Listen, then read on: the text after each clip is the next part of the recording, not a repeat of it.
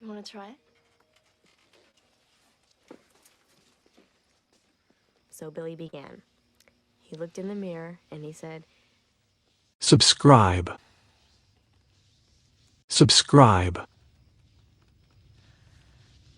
Subscribe. Subscribe.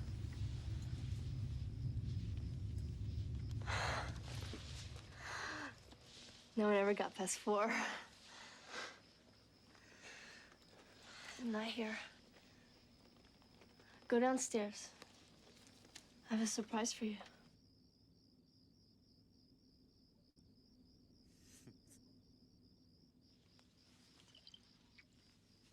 she looked in the mirror, and I don't know why. Subscribe. She turned out the lights.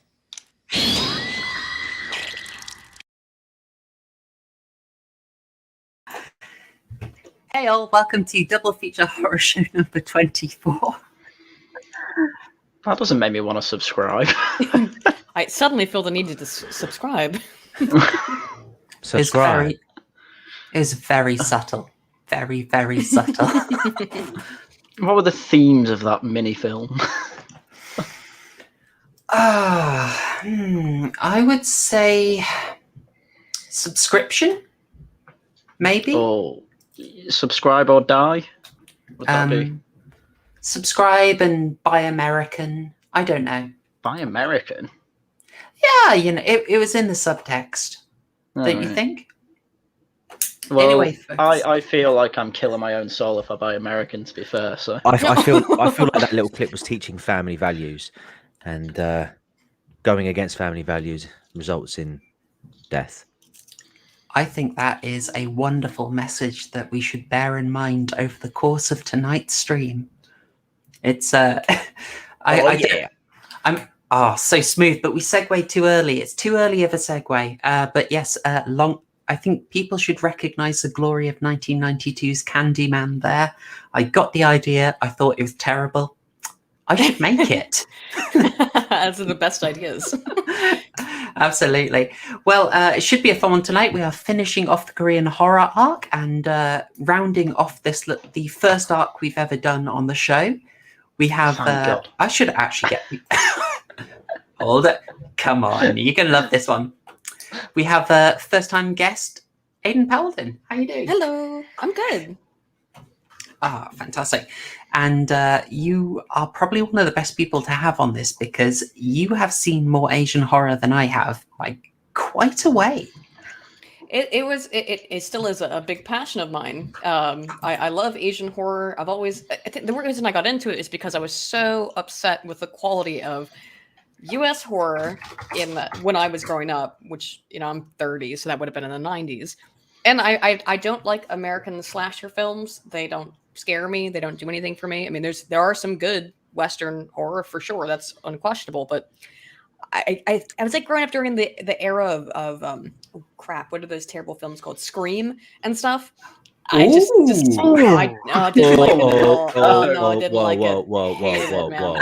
Whoa. You're 3 minutes and 44 seconds in, and you're already causing divisions. It was a good run. It was a good run, Aydin. You are not invited back. Oh no. I hated it. I hated that stuff. I mean, I guess I haven't seen them in 20 years almost, so I don't know. Maybe my opinions have changed, but I really didn't like them when I was younger. And a lot of the slasher films do very little for me. Even the good ones I don't really care for. Comparatively to supernatural horror, and the good supernatural horror when I was growing up and in my teens was coming out of particularly East Asia. So that's how I got really into it. That and being a massive, colossal fucking weeb myself. How do you do, fellow Nihon Jin? That's how I got into general Asian horror outside of Japan and Korea, Thailand, Philippines, you know, all over, even outside of East Asia, Indonesia and places like that, and Malaysia, as much as they make horror, which is rare, but they do. Just interested in seeing what other countries do outside of the US. Well, and the UK. Absolutely. It's super interesting seeing what people put in. Like I recently got really You know when you're sort of desperate on Netflix and you're just scrolling, Oh, yeah. scrolling a bit down. It's like, oh, I've seen I don't know about Killer Mermaids. I don't know if I don't know if I've had enough of Killer Mermaids or if Zombieva is what I really want to do for the next couple of hours. Don't like those parody ones very. Yeah. They can be fun, but not. If I want to watch horror, I want to watch horror. Scrolling randomly through Netflix, I found His House recently, which is another UK horror film that was actually surprisingly good because I expected it to be like race baity and political, and it wasn't at all. I saw that as well. I was worried about that because I thought they would do it, Yeah. but I'll just round this off. It's like when I keep scrolling, eventually on Netflix, you get the Bollywood horrors, and there is a whole series of Bollywood exorcist movies, and the one set in London is fascinating. Huh. I've seen those too, but I didn't want to watch them. I thought it would be an ironic watch, like with the Christmas Horror Story. I saw Shatner. I thought I was going for an ironic watch. No, loved it. Anyway, anyway, we're also joined by regular co-hosts, Haryan. Hello, what up, my drillers? I can't wait for this weeb shit to be over. Wait, what do you call Haryan, a Korea? It's a Korea Technically, boo. we are Korea boos, yeah. It's key. Whatever. I don't know. I just called it weeb shit. I don't care. You protest. I bet you love this. I've got my prediction in for your score. I'm feeling confident this week. Well, I'm giving nothing away. I've calibrated. I've done a lot of soul searching, if you will. I get it. Come on. Ugh, fine. I'm not laughing. That is a 3-clap joke. Thank you. That's your cardio for today as well, so that's sufficient.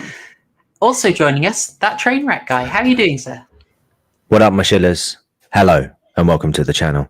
And my name has more than one meaning for tonight. Thanks to last night. A literal train wreck of a stream.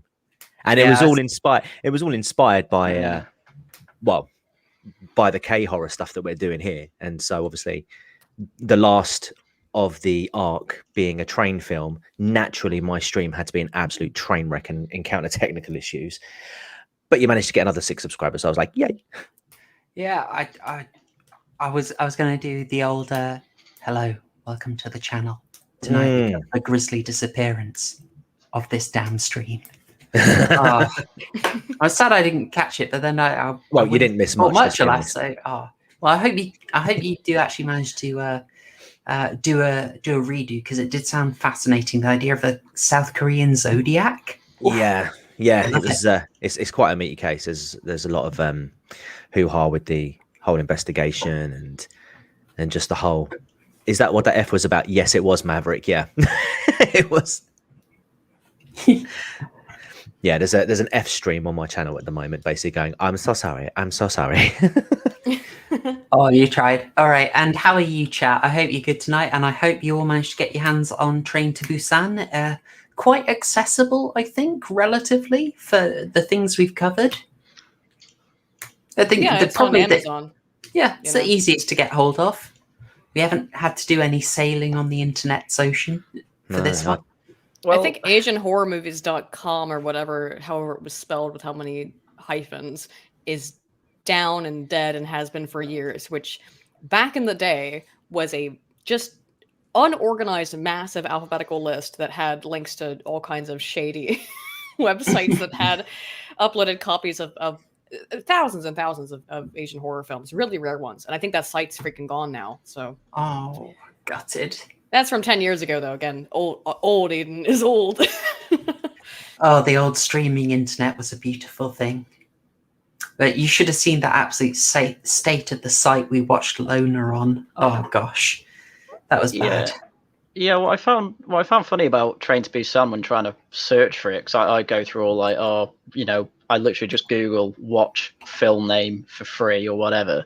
Every time I found Train to Busan, there weren't any subtitles, which was really annoying. So I gave up after about an hour of looking and just got it on Amazon. So, first time I paid for a film for this. Did you buy it? Or we are blessed. We are so blessed. Yeah, no, I purchased it because it was an extra 50p, and I'm like, may Yeah. as well. Exactly, and it was HD as well. yeah, if I you did that paid for too because Yeah. it was barely nothing more to buy. And I was like, well, Yeah. that's Yeah, how they why get not? you to do that. They make the rental cost so extreme. You're just like, well, I'll just pay the extra to buy it. Hmm. However long Amazon lasts, which, you know, Jeff Bezos going to the moon just for the foreseeable future. That's why I used to not buy anything on Amazon because like, what if they go under? Then I won't own it. But now they make it quite easy. Hmm. There is the worry if they take a dislike to you, suddenly your Amazon account's gone, and Oh. oops, you don't actually own anything. Very true. That's probably the more prescient current issue, I suppose. And you will enjoy it, I will. or you will be Mm. happy, whatever it is. I will be happy. I live in the Yeah. pod and can't watch my Asian horror, and I will be happy. We'll all be loner then. You had to be Mer- here last week. Murky, you rewatched Train on BitChute in Tagalog. Epic. Well, as long as it had subtitles, you're probably okay, to be honest. Well, if you have subtitles, I don't think it matters if it's in Korean or Tagalog. But yeah. I like the cadence of Korean. There's a melody that's lovely. Yeah, just I enjoy it. agree. A language I know almost nothing about, but has weird what's the right word? Not synonyms, but it has some minor mutual intelligibility with Japanese, not in terms of anything other than basic grammar structure and a few words. But then when I pick it up, I go, "Oh, I know that word." Nice. Well, should we get into the quick topic section? I think it'll be relatively quick this time. It's nice and relaxed. We're not doing anything heavy. It's just if you've enjoyed the Korean horror that we've been covering in this little arc, we thought we'd give some suggestions of other places you could go and sort of explore. And obviously, I think Aydin, you're probably the best person to lead in with the recommendations, as you've seen more Asian horror than any of us. What do you think people should be checking out? Well, I'll start out with a non-Asian horror film. This is if you liked this and you haven't seen Snowpiercer, it's very similar in terms of setting. But it made me think a little bit about while I was watching it about some other good Asian zombie movies, and I wanted to specifically bring up. We talked about some a little bit before the stream, but general Asian horror that I would recommend. Tale of Two Sisters being one of them, although I've heard that had mixed. I liked it. I did not convince other people, alas. It's all right. Specifically, if you like the zombie stuff, there is a Shirai Shikoji film. It's a short, so it's only like 20 minutes long, called Kaiki Shinin Shoujo, which means Dead Girl Walking. One of the questions I had while watching this film was, what kind of zombies are these? Because I always have that question with zombie films. What kind of zombies are they? Are they parasite zombies? Are they virus zombies? Are they magic zombies? And one of the reasons, there are many reasons, but one of the reasons I always ask that question is because if the person has died, then we should expect their body to rot at some point. And one thing I liked in Train to Busan is that it was shown pretty clearly that if somebody got like an arm broken or a leg broken, then the zombie was incapacitated to some degree. So it actually did have an effect on the body. Can't just magically recover from it. It wasn't consistent, but there were some elements of that. And Kaiki Shinin Shoujo is a short film. It's mostly about it's just the idea of waking up as a zombie and your body is rotting and trying to live a normal life while your body is rotting and you're still cogent, mentally fully aware. It's from my favorite director, again, Shirai Shikoji, who did Occult and Koroto. So 2 films called Cult, but spelled in different ways, and Noroi the Curse. A fantastic director, highly recommend his stuff, and check out the short Kaiki Shinin Shoujo. Nice. Good recommendation. Haryan, are you just going to say burn them all? Yeah, I think Asian cinema really needs to up its game. It's all been terrible. All the films I've seen so far are awful. There's nothing redeeming it as far as I'm concerned. No, I'm joking. I have nothing to add, though. I have seen 4 Asian films. I don't want to give away my Train to Busan opinion before we get to it. No, that's fine. So I hadn't actually checked this before. I got lazy with this. I used to ask you every week constantly about films you'd seen. I didn't actually check with you on this. Have you seen the classic Ring? No. Okay. You can just assume I've not seen films at this point, though. I kind of remember ones that I saw ages ago, like The Grudge, but I saw the American one, so that doesn't really count. This is why we love having you on. You're the outsider opinion. You're coming to every film afresh because you've seen no horror films. And I get no references. That is absolutely fine. That's absolutely fine. On the Korean front, I found a couple that were kind of interesting. You get an interesting Korean segment in the anthology horror Three Extremes. It depends on what your tolerance is for a sort of coherent film. Three Extremes is one of those. I see one of my recommendations has come up in the chat. Three Extremes, absolutely fantastic. It's one of the really old school anthologies. It's old now, but yeah. Well, not in I suppose it's many years old now, but the style of it is quite interesting because nowadays most anthologies have a kind of bridging story, either in the form of someone presenting the stories. So that'd be something like Body Bags, or Tales from the Dark Side, the movie, Tales from the Crypt, the movie. Someone is there as like your host, say, opening their book and saying, and here is a tale for tonight, and cackling maniacally. Three Extremes is just the stories just slotted together, which is quite old school. You know, that's not how they tend to do them anymore. It's somewhat speaking about that Indian thing, but coming across Indian movies on Netflix, I came across an Indian horror film anthology that was totally unrelated, no framework, nothing, just into the next film or mini film. And also real quick, and I hate to interrupt again, but if you like Shiraishi Koji, another really, really good short film is called Hagane, and I think that's him as well, which is about a woman with a bag over on her head, a burlap sack, who goes on a date with a guy, and it's terrifying and hilarious. Check it out. It's called Hagane, meaning steel. Do you want to drop that in the comments? Yep. Just so people have references. It's a bit easier, so we check them out, and then I'll do a little compilation as a pinned comment. That'd be great. I would also recommend Fez. You got there before me. Yes, The Host. Not super scary.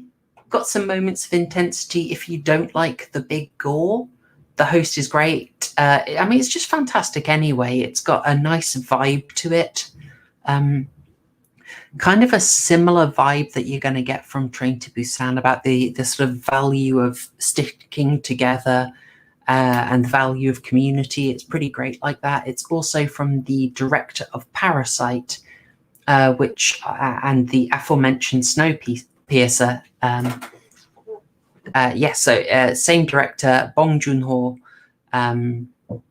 Very, very stylish. The action looks absolutely great. And what was that, mate? Oh, no, nothing.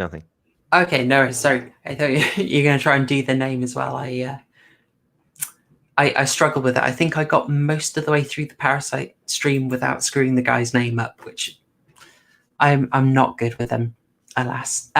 So where was I? Three Extremes also has a great little section called Dumplings. The story itself which is they nice made into a full film, actually, too. Yeah, I didn't think it could sustain a full film in terms of what it had. Dumplings is great as just its own little thing. And the other thing from Korea I was going to throw out was two things. The Wailing, which I have not actually seen. It's on Netflix in the UK, so it's going to be quite easy to find. I haven't checked it out myself. It's apparently a zombie film. I will be checking it out, and hopefully it's going to be a good bet. But the slightly less common one would be Cinderella, which has got some great CGI stuff. It looks lovely. It's a very memorable bits of gore. Shouldn't be too hard to get your hands on. I would think, but you might have to look around a bit, would be the euphemism we'll go for here. If you don't mind, again, I thought we were just asking for similar films to Train to Busan? Oh and not no, just specifically- opening up generally to Korean and Asia. It's just I'm hoping we got people interested in looking at Asian horror, and I thought let's give them some avenues to spread their wings a bit. If we're talking specifically Korean horror, I have some very specific recommendations. White, though, or White, is a movie about a pop band that gets viciously sort of a K-pop band that like gets brutally murdered. It's it's supernatural horror.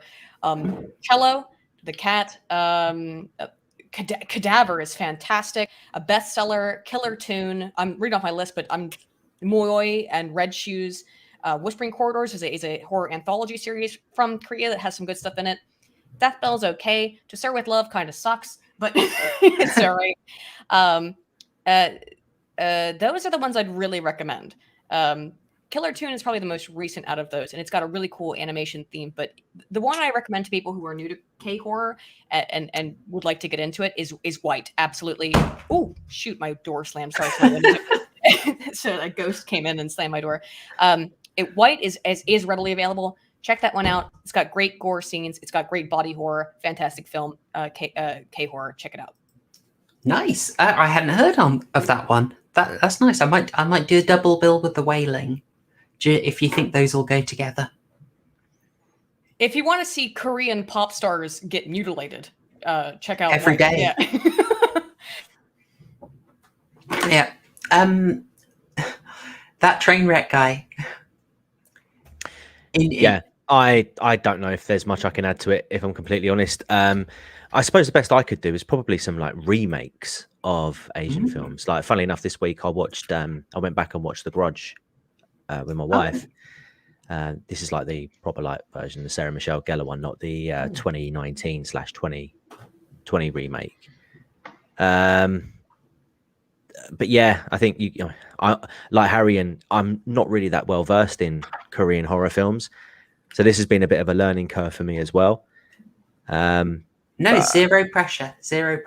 There's the whole reason we did this was to sort of get people looking at stuff that's a bit out there and a bit new. You know, we've done some of the sort of weirder subgenres. We're going to do a whole load of films that are much older than people would generally look at, and I figured also, hey, let's go for stuff from countries you would never even think to check out.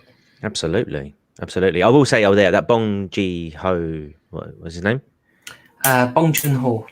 That's it. What I was going to say in my stream last night, if I could recommend a film very quickly, and it's one I haven't seen, but I intend to, Memories of Murder. He directed that movie, if I recall, He did.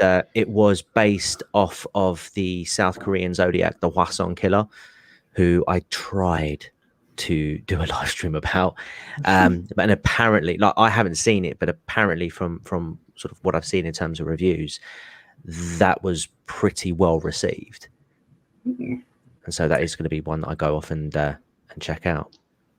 I am intrigued to look at it as well. Actually, I thought it sounded quite fascinating, and I have liked everything that I've seen the director do. So yeah, it's a strong bet for me. And what's quite interesting is that was released in 2003, and it was something like 16 years before that case was actually finally solved. And they got quite a lot of it. They got quite from what I'm told, they got quite a lot right in that movie in terms of how it actually played out. So yeah, really interesting. Fantastic. Yeah, Memory of the Murder from Bong Joon-ho. Worth checking out, because I think we may go rogue on that one, do a rogue stream on it. Indeed. It does happen occasionally. And I'd probably close off the Korean horror stuff with a warning. I'd advise you to dodge Kim Ki-duk films.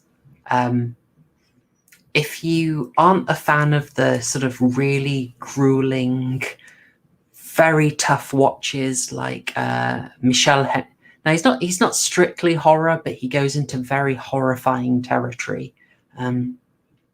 It's a lot like watching a Lars von Trier or a Michel Haneke film. I've given 2 of his a go. Bad Guy and The Isle. And I would like to spare you all. It's very intense going, unless you really enjoy sort of Michel Haneke films, like Code Unknown or Funny Games. You're probably not going to have a very good time with those films. So Kim Ki Duck is not recommended. Also, don't go with any recommendations that BuzzFeed provide when it comes to Asian horror films. Yeah, we learned that the hard way. Yeah, I would hope that was a prerequisite. But... Speaking from experience. Don't do it, guys. Don't do it. How do you feel, proper horror show? I should have known better. I just wanted to broaden my horizons, and I looked for massive lists of Korean horror, and they had a big number. So I was like, all right, I'll go for that one. I was about ready to hand in my notice, proper horror show. I realized I felt so bad, guys. I felt so bad.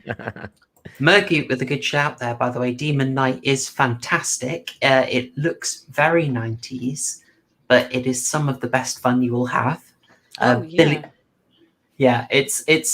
It's great fun. I haven't seen Bordello of Blood. I didn't get a good vibe from it. So would you recommend? It depends on your taste, but it is a fun horror film, I would say, in that kind of way. It's not typically my style, but I did enjoy Bordello of Blood. I like most horror, so I'm not the best person to give recommendations. I do have some pretty strong cutoffs for what I dislike. So apparently including Scream. I don't like Scream. I said this before the stream. I'm not a fan. I'm not a big fan of slasher films. I don't actually like Friday the 13th as a series either, or Nightmare on Elm Street. You're not doing yourself any favors. Asian horror is my genre, and so the other ones I'm not huge on. I know that it's haram for me to say these things. Absolute. It is sort of fascinating, I'll be honest, but that's cool. That's fine. That's fine. Oh, it's all cool. Right. Just my particular. Again, we talked about some of the movies I did recommend, like the Irish film I talked about, which was The Hollow, which was fantastic, and what's the other movie? The Canal we mentioned, and you said Extraordinary. Extraordinary. Yeah. 2 Irish films that are fairly recent that I cannot more highly recommend. Fantastic. Oh, fantastic. Well, you should have some good tips there, folks. I'm going to go back over the stream afterwards, and I'll compile a little list of the recommendations, and I'll put them in a pinned comment. I think we've largely confined ourselves to Korean there, but obviously, Japan exists. Japan does exist, absolutely, and I don't know. That's almost like a treasure trove we could be getting into there. Oof. And the Chinese just steal all, American films. So, does anything actually come out of China? I'm gonna be honest. I can't think of. Yes, but we can't really. Well, there is something, but we can't really go into it on this stream. In terms of Chinese horror films, the ones I seriously recommend, and I always get this confused. I think Gwywick, because there's one called Gwywick and Gingwai I have here. I think it's Gwywick. Yeah, this is called Recycle. If you want a cool visual experience, check out Gwywick. Not a great film. People get mad because it has an abortion plot, but it often does. Definitely check out Silk. Silk is it's either Chinese or Hong Kong. I don't remember which is which now. And definitely check out Rigor Mortis. Those are the 3 Chinese films. And Gingwai is the, because I get them confused. So Gwywick is Recycle. Good. Gingwai is The Eye. If you saw that movie that was about a woman who gets an eye transplant. Oh, that's it's Hong Kong, isn't it? It's Pang Brothers. Yeah. Oh, The Eye is great, and it did also get the remake treatment. Right, but those are some good Chinese / Hong Kong films. Most of them are Hong Kong because mainland China doesn't do shit for obvious reasons. But yeah, I think we also mentioned when we covered the sort of J-horror, K-horror remake wave that Hollywood did in the early 2000s. I believe we also did mention the Thai remake, the remake of the Thai film Shutter. Shutter's amazing. I got it introduced to me with the seal of approval from genuine Thai people. It was not what I expected. It was absolutely brilliant. That film will... Oh. Fantastic film. If you like the more comedy horror mix. There's a Minok film that came out of Thailand fairly recently. Ooh. Minok is a Korean horror legend, and I'm trying to remember the name of this movie, but there's one that's hilarious and actually pretty spooky too. I'm trying to remember what it's called, but if you look up Maenak, Maenak, you'll find like a million movies, but there's a comedy one that I recommend. Oh, Peemok. It's called Peemok. P-E-E, like you're going to take a pee. And Peemok. It is quite funny and also well made. 2013 Thai. It describes it on Wikipedia as a supernatural romantic comedy horror film, which is a big mess of words. Pick a genre. Yeah, good film though. Actually, quite good. And Coffin. I can't over recommend Coffin for Thai films. Coffin's fantastic. Oh, nice. Okay, I haven't heard of. I've got to branch out. See, this is why you are the right guest for this stream. Fantastic. All right, I will compile these in a pinned comment, guys. So you, it might take me a while, but I'll try and get the pinned comment up tomorrow. So you've got a nice bunch of recommendations if you want to explore more Asian horror. But with that done, I think we should maybe move on to discussing the excellent Train to Busan from 2016. Now, as is traditional at this point in the show. Yes. Here we go. Are you prepared, no. Haryan? Are you prepared? Yeah, it's also tradition that we don't tell people spoilers ahead, but I thought I'd mention it this week. Fucking the trend. We always forget. We'll break Hey, Charlie Chieftain, how you doing, man? We will break our tradition. We will say that we are going to now talk about Train to Busan from 2016, the Yeon Sang-ho film. And we are going to go full spoiler mode so we can discuss everything. If you don't want to be spoiled, look away now or stop now and then re-watch later. But it's now time for Haryan's 3-minute summary. What do you reckon, 10 minutes to do it? It's probably going to take me longer than 15. the film. All right. We'll give it a go. Do the dialogue. So, the film opens up with some guy transporting pigs, having his car sprayed down. He's like, what the hell is this? Like, you're not going to kill my pigs again with foot and mouth disease. And they're like, oh, no, it's just a chemical leak from this top secret lab instead. So he drives down the road, a bit distracted because he wants to make sure his pigs won't be killed. So he hits this deer. And being the good citizen he is, he just leaves the deer dead in the middle of the road. And he doesn't see the deer reanimate and turn into what is obviously a zombie. So that's how it opens up. And then, so, it's a nice setting. We're definitely in a zombie film here. And apparently it can affect animals, but that never comes up again. I need to ask at this point, which film did Evil Deer best? Evil Zombie Deer. Train to Busan, Ring 2, or Evil Dead 2? What's your money on? Well, Evil Dead 2, absolutely. But in Train to Busan, it's only on screen for 15 seconds, so... Yeah, and zombie animals don't appear again. Yeah, you're right. I They didn't even think never about that. do. They never do. It, yes. Sorry, Kara. It's Come on, fine. Harry, in 3 minutes. You can do it, man. We then go to our main character. What's his name? Bob. Seo Seok-woo, or as I'm going to refer to him from now on, arsehole. A protagonist. He has a very froggy-looking face, so I just called him Pepe the whole time. That'll do. Well, I'm going off what the subtitles told me. So this arsehole was he's working at his desk, clearly a busy man. He then reads an article on the news about basically a chemical leak making an ecological disaster, and he says to his underling, please sell all our stock, which he then goes off to do, and he's like, what do kids like these days as well. He's then on the phone with his ex-wife. They're having a bit of an argument, and she's like, oh, do you even know it's your daughter's birthday? Because clearly the guy he wasn't a great family man because he works too much, presumably. So goes to see his daughter in his apartment. She's on the phone, clearly to her mother, saying, I really want to, get the train to Busan. Oh, I said the name of the film. Wee. Yeah, you did the thing. You did that thing. So he goes in, has a little chat to her, says, "Oh, see, I remembered your birthday," and he's got her a Wii, the Super Mario edition, Super Mario Brothers Wii edition, whatever it was. And then she's disappointed, and he's like, "Why?" And then he looks over, and she's already got it.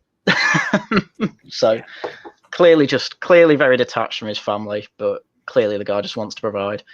So he decides he's going to take her to Busan on the train early morning the next day.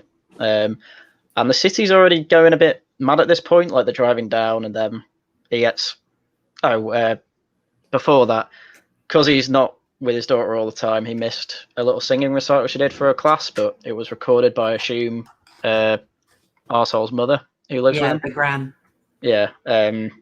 So I watched that, and she didn't finish the song. She got stage fright. So he says to her there, "Oh, you know, I watched you," and she's like, "How?" And he's like, "Oh, I might not be there, but I'm always watching." And I thought that was nice. But he's like, "Yeah, always finish what you started," is basically his lesson to her there, which is important. So yeah, the city's already burning down a bit. You know, fire trucks and police vehicles are very much on full throttle trying to get to situations, but he just kind of ignores it. And then they get on the train, and you're introduced to all these like little side stories at this point. Like you've got the baseball team with the boy and the girl there, the cheerleader and the player. You've got the two elderly sisters, and you've also got the you've got the, as I will call him because I can't remember his name, Chad and his pregnant wife. I got really confused at this bit because the way he's introduced is the daughter like needs the toilet but doesn't wake up her dad because he's asleep. So she like goes to the toilet, and Chad's like, "Oh, you know, there's two people in there. It's gonna take a while." It's a bit sleazy, isn't it? I thought, wow, he looks really sleazy. Is this like a cook thing going on? He looks like a yakuza. You know, I don't know what the Korean word is. He looks like a gangster, right? Yeah, but he is a Chad. He is the true hero. Yeah, his name is Sangwa. We're probably just going to go with Chad, to be honest. Well, hence my name tonight, Chad Appreciator. But yeah, I got really confused at that bit. I'm like, why are there two people in there? What's going on? So he's like, just go to another toilet, basically. Anyway, turns out it's his pregnant wife, and at that point, I'm like, oh right, I get it now. That's a lot more whole,some. We see the hero who is about to be made. Yeah, exactly. But before the train leaves the platform, the train conductor who's there just happens to look to the left as a woman falls on the train, is the best way to describe that, which, all right, bit convenient, but not out of the realm of impossibility. Turns out she's been bitten by something. Oh no, what's going to happen?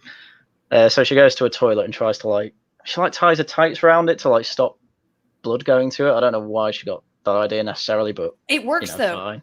I'm sure. You can actually see it, the black veins going up her leg. They stop. Yeah, it doesn't work for long term, but it does seem to have some a nice touch that I noticed. That's all. Sorry. Sure.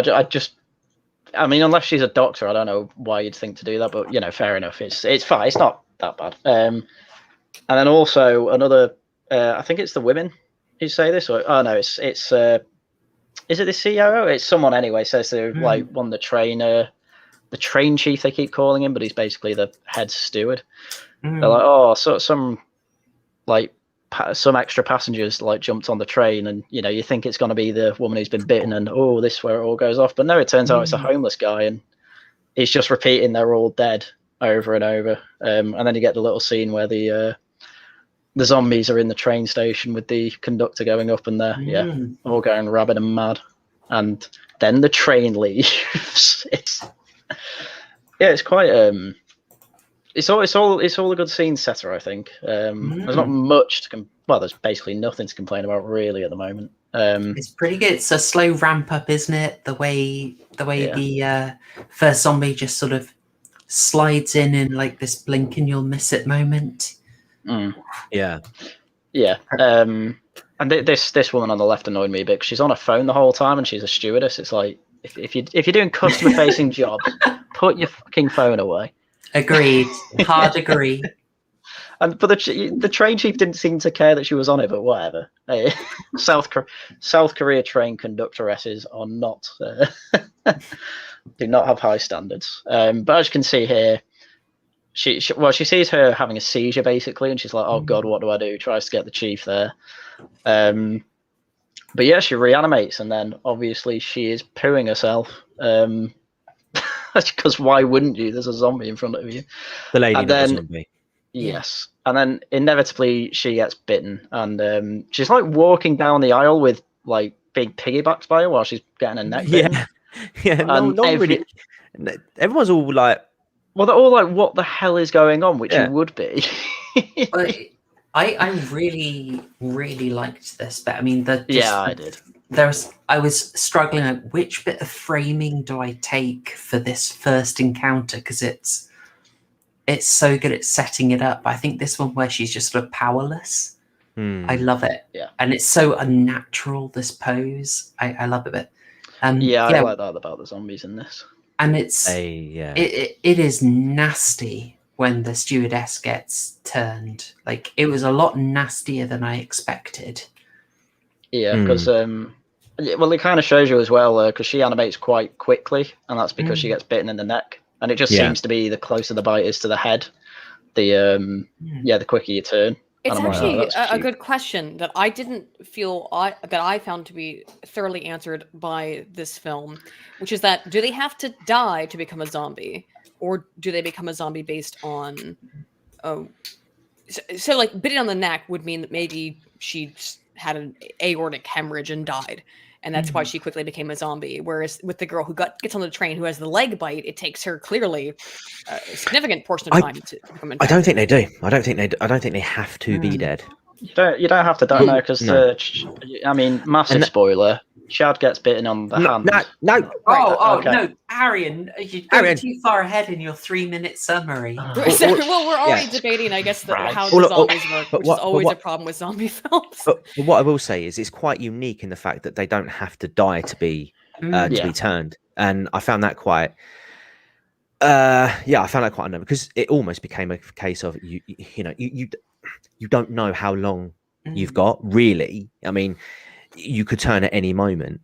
I felt that was quite cool. Yeah, again, that's what confused me, though. I think that if you die, you basically instantly become a zombie. But if you're bit, then it kills you slowly, and then you become a zombie. Does that sound like how you guys interpreted the zombification process? Yeah, you were right to say that one of the things you have with zombie movies now is the question at the start: what kind of zombies do we have? It's like you have it. I think maybe a bit more with vampires. Like, films go out of their way to establish the vampire rules, but you have it with zombies as well. And I think in this one, it's a lot more viral. I don't know if they have to die or not, but I thought it was parasitic, and that was because of, as we'll describe later, the light thing. Could be. Well, I'll be interested in your take on that. I would like to note here that I did a little searching, and for a start, I just find it really interesting that we have a Korean zombie movie that's, that's very much, or that style of zombie is very much a sort of Western thing. And we've now got the Korean interpretation of it. I find that awesome. Oh, we should say another Sort of. Korean interpretation, because we had that #Alive film as well. There have actually been tons of Asian and Korean zombie films. Well, I was looking into it. The earliest I found was 2010. Were there earlier ones? Yeah, I'm fairly sure. I could be wrong, but that sounds very late for me. And in terms of the word zombie, might not have been used in the title in English, but I remembered a ton of. I mean, when I started getting out of Asian horror, was probably around 2013, and I know there were a bunch of. What was Kai Kishin and Shoujo? Interestingly, what are you thinking? Interestingly, the word zombie was only used in this film once. Yeah. That's common. That's a common trope. Yeah. Yeah, it was like oh, what was it was what film was it? It might have been Alive, but when they mentioned the word zombie, they're like, sort of, don't say that. Oh, it was Shaun of the Dead as well. I think. Yeah. As Yeah, well, where they're don't like, say don't zombie." say that. Don't say that. It actually totally reminded me of Shaun of the Dead. Yeah. So Haiki Shinen Shoujo, which is that short film from Shirashi Koji, and this was not as far from original. He's subverting the zombie genre. That's 2004. So I mean, I think Ooh, there's gotta been go plenty earlier. of zombie films in Japanese and Asian cinema, but maybe they didn't dominate as much as they did in the West. There's no Walking Dead. Actually, I think there are some films from No. the 70s. Yeah, But- maybe. I would I like don't know to off the top know of my if head. I'd love to get my hands on like a 70s or 80s Korean zombie movie. That would be so cool. Probably not But Korean. Japanese, you probably would find it. Mm. That might. I think at this point, though, we're clearly seeing a sort of victory of 28 Days Later. Like, it seems to have just won over everything. That was 2002, and we then get We had Dawn of the Dead, which came out with the remake. 2004, and that was Fast Zombies. Yeah. And World you've War got Z. Yeah. Yeah. World War This Z. has, zombies here are very World War Z. I felt felt like very fast. Yeah, I got those vibes from this. Yeah. Yeah, so we're very clearly like Fast Zombies are the way to go. I mean, we've mentioned The Walking Dead here, but it seems that clearly filmmakers like Fast Zombies. But anyway, Haryan, you just got down to all the chaos breaking out on the train. Got right up to the good bit. So yeah, she's bitten in the neck, turns quite quickly, and then the two just start going after all the people in the train car, which I think's the one with the baseball team on. Yes. So Yes. a few of them start to turn. A couple of the staff start to turn, but quite a few of them make it through the doors, which it's a Korean train, so it's all high tech. It's not the crap you get in the north here. So doors are like automatic when you touch a lever that opens it, but apparently They it can be do turned. have manual locks, though. Yes. So you can change it to manual, and because they're sliding doors and zombies are idiots, they can't work a sliding door. But they are still trying to break the glass, and someone just says, "Oh, maybe it's because they can see us." I think it's the main character actually, and But yeah, it's pregnant. it's one Go. of the sisters who puts the newspaper over it. Yeah. Oh, I thought it was the pregnant woman. Or was it the pregnant woman? I I don't think remember. it was Yeah, a pregnant woman. Yeah, it was. Yeah, I think she nicked a bottle of water from one of the old ladies. Yeah, Yeah, it's oh, just yeah, in yeah. this scene, you've got the Yeah. newspaper behind Yeah. them. Oh yeah, but before like the doors closed, Chad's punching a few of the zombies off because he's a great man while he's trying to protect his pregnant wife. But It's Chad. yeah, Arsehole gets his nickname here because he's closed the door because he's kind of told to, and he's like, "Oh, do I open it for these two or not?" He eventually does, but then obviously after they've done the newspaper thing on the door that you can see, which I thought was very clever and enjoyed. I just want to get this out of the way before I forget. But the guy on screen at the moment is Dong Seok or Seok. Now in the US, he's known as Don Lee. Yes. And I said to Proper He Horror looked Show. so familiar to me, and I was like, where "Oh he my was from god!" very quickly. Yeah, he's in the Eternals. Yep. Well, he will be in Eternals, yeah. But I was watching the whole film and I was like, I've got to find out. He looked so familiar to me instantly, and I thought I'd seen him in another Korean film, but I must have seen him from the Eternals announcement, I guess. Yeah, I mean, initially my mind, because I went to superhero films, and my mind sort of went to Doctor Strange. But that's a different guy, and then I was sort of like, Benedict Wong, who's from Salford, of all places. How weird's that? Wow. I know. Yeah, but, this guy's an absolute Chad, and he's fantastic, and I'm now excited for the Eternals because he's so cool. Yes. Before being an actor, he was also a personal trainer. That's why he's so hench. He was Gong Yu's personal trainer. I think Gong Yu's arsehole, if I remember. Yeah, the protagonist. I love how we tried in the first two films. Now we just completely given up on Korean names. Oh yeah. I'm so sorry. We tried. Well, thankfully, Don Lee gave us a US, an English name, alternative name. So, and I love that his name's Don, because he was the bloody Don in this film. He sure was. I'll go over Thai films with you. Thai names with you another time, because it would be derailing. But that is a fascinating thing to talk about. But yes, we've got this absolute beast. We also at this point let's just we should stop and take a moment of. We've already seen about 3 examples of the protagonist. I don't want to call him arsehole or film. I've got to remember this guy's name. Seok Woo.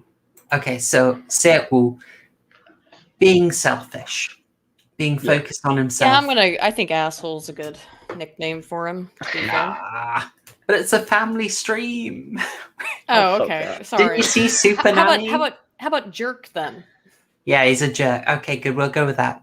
Okay, jerk. So we've already seen him be selfish, focused on himself. This is not subtly managed, but gosh darn it, they get it in early a whole bunch of ways.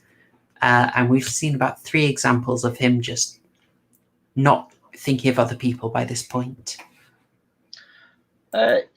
Yeah, because we've not had the bit yet where they're like moving through the train and him and his daughter stay back a bit, and he's trying to like call someone. I can't remember why at the moment, but then like, you know, the 2 elderly sisters try and sit down, and one of them's like, "Oh, you sit down," the other don't. Hold on. I've got it. I'm so well prepared. Look. Yes, this bit, and then the daughter says, you know, "You're old, take the seat." Well, she doesn't say you're old, but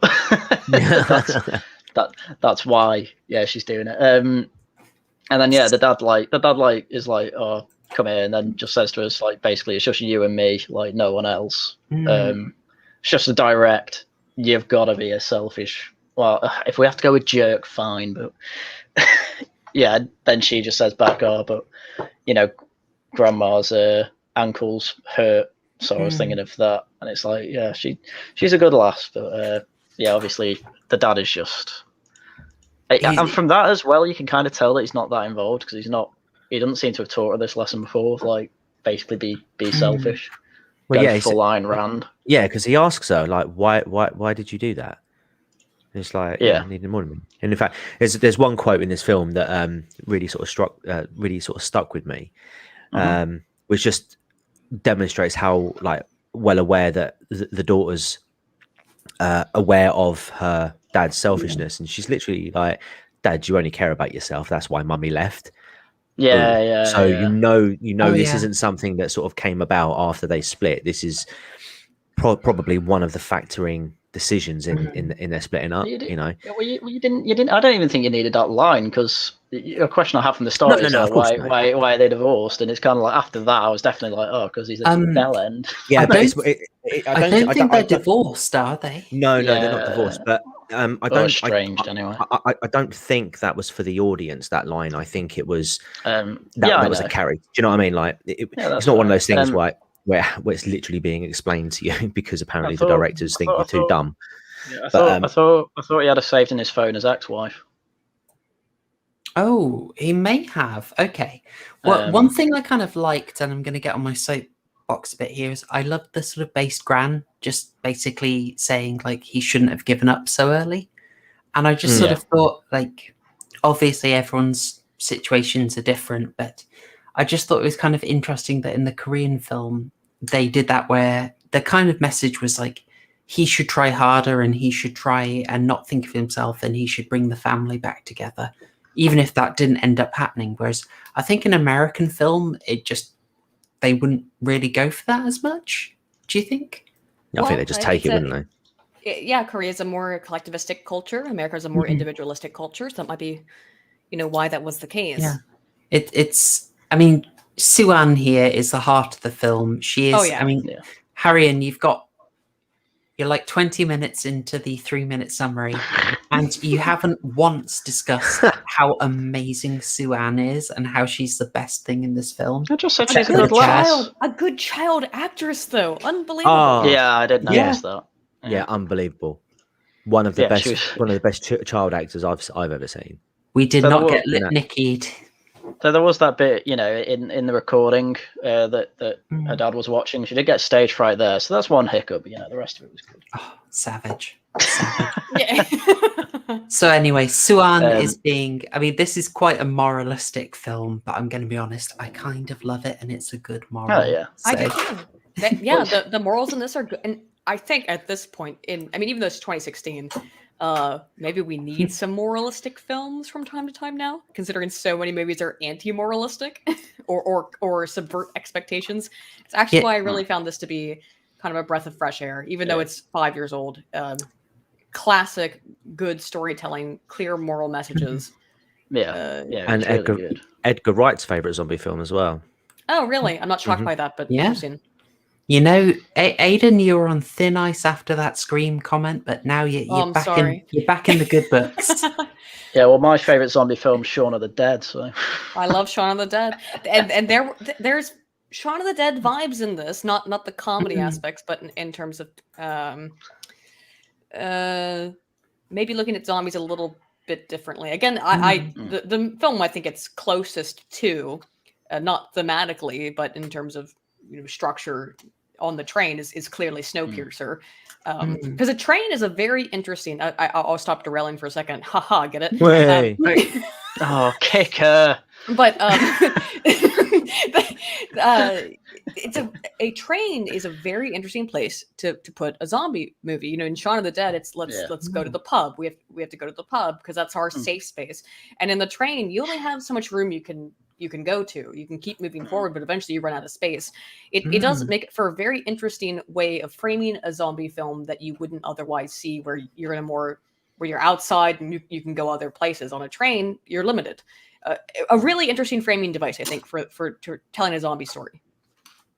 Yeah, definitely. Well, yeah, even most of the shots felt claustrophobic, even when they had a whole carriage to themselves, because they're all still really close, like closely knit.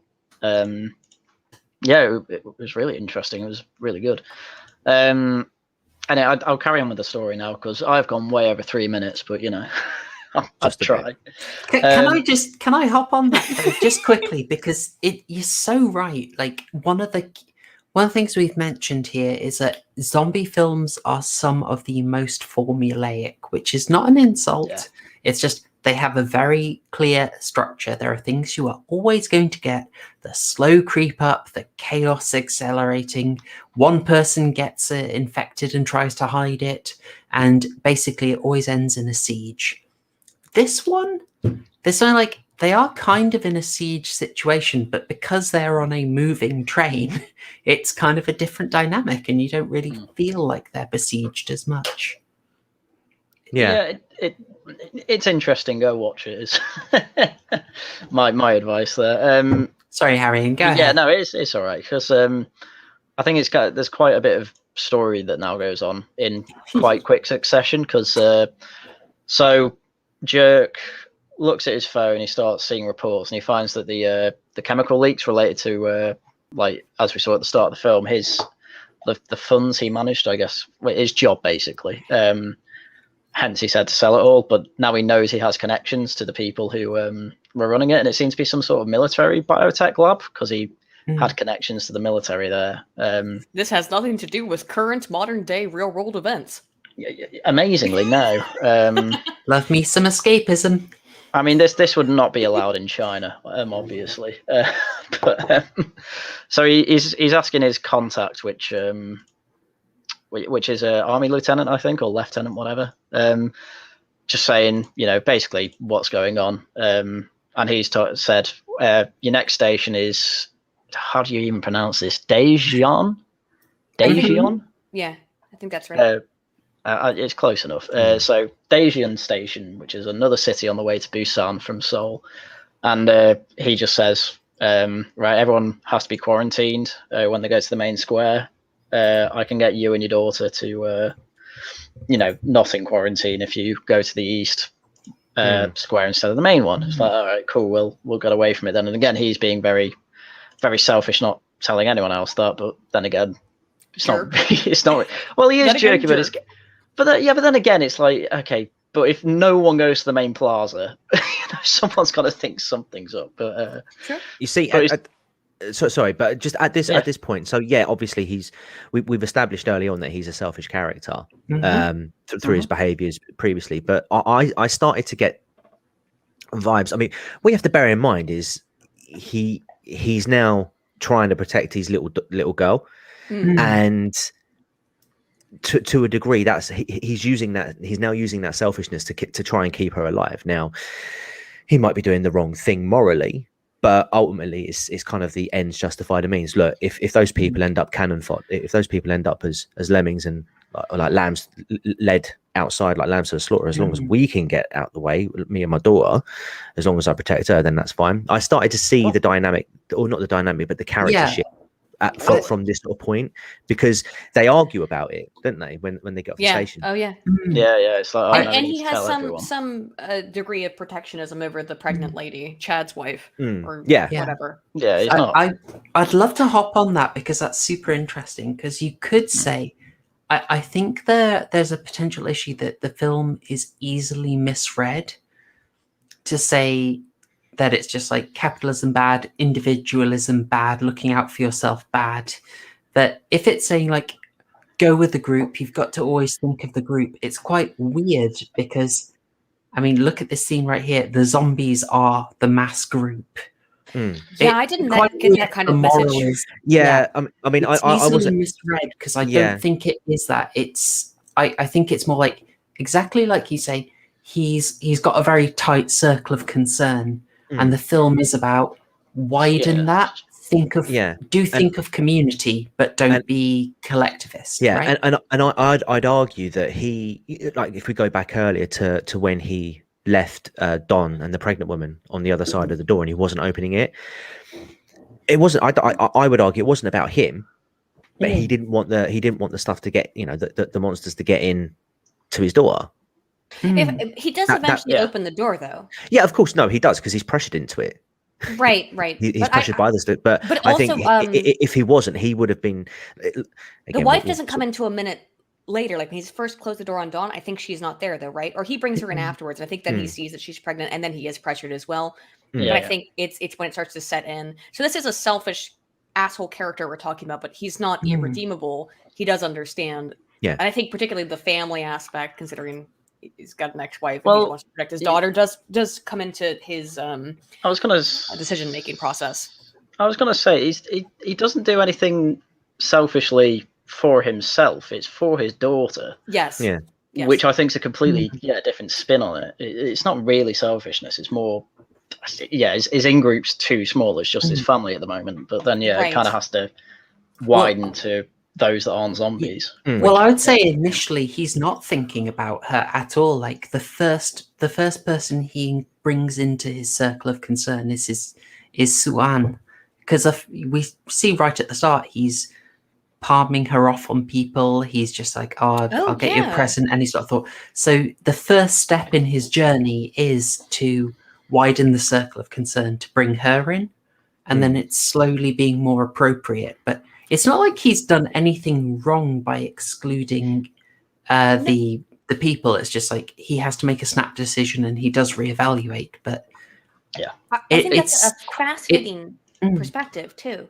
Because when we start the film, he's an outsider to everyone. He's estranged from his ex-wife, and then he's eating alone at his desk. He doesn't even want, like, clearly he's upset about her being on the phone with the wife, because the daughter is connected to the wife and is talking to her on the phone, and he's not even supportive of that. And then I think that was a completely great analysis of it, is that then he brings her in, and then he's able to bring other people into his sphere of care and concern.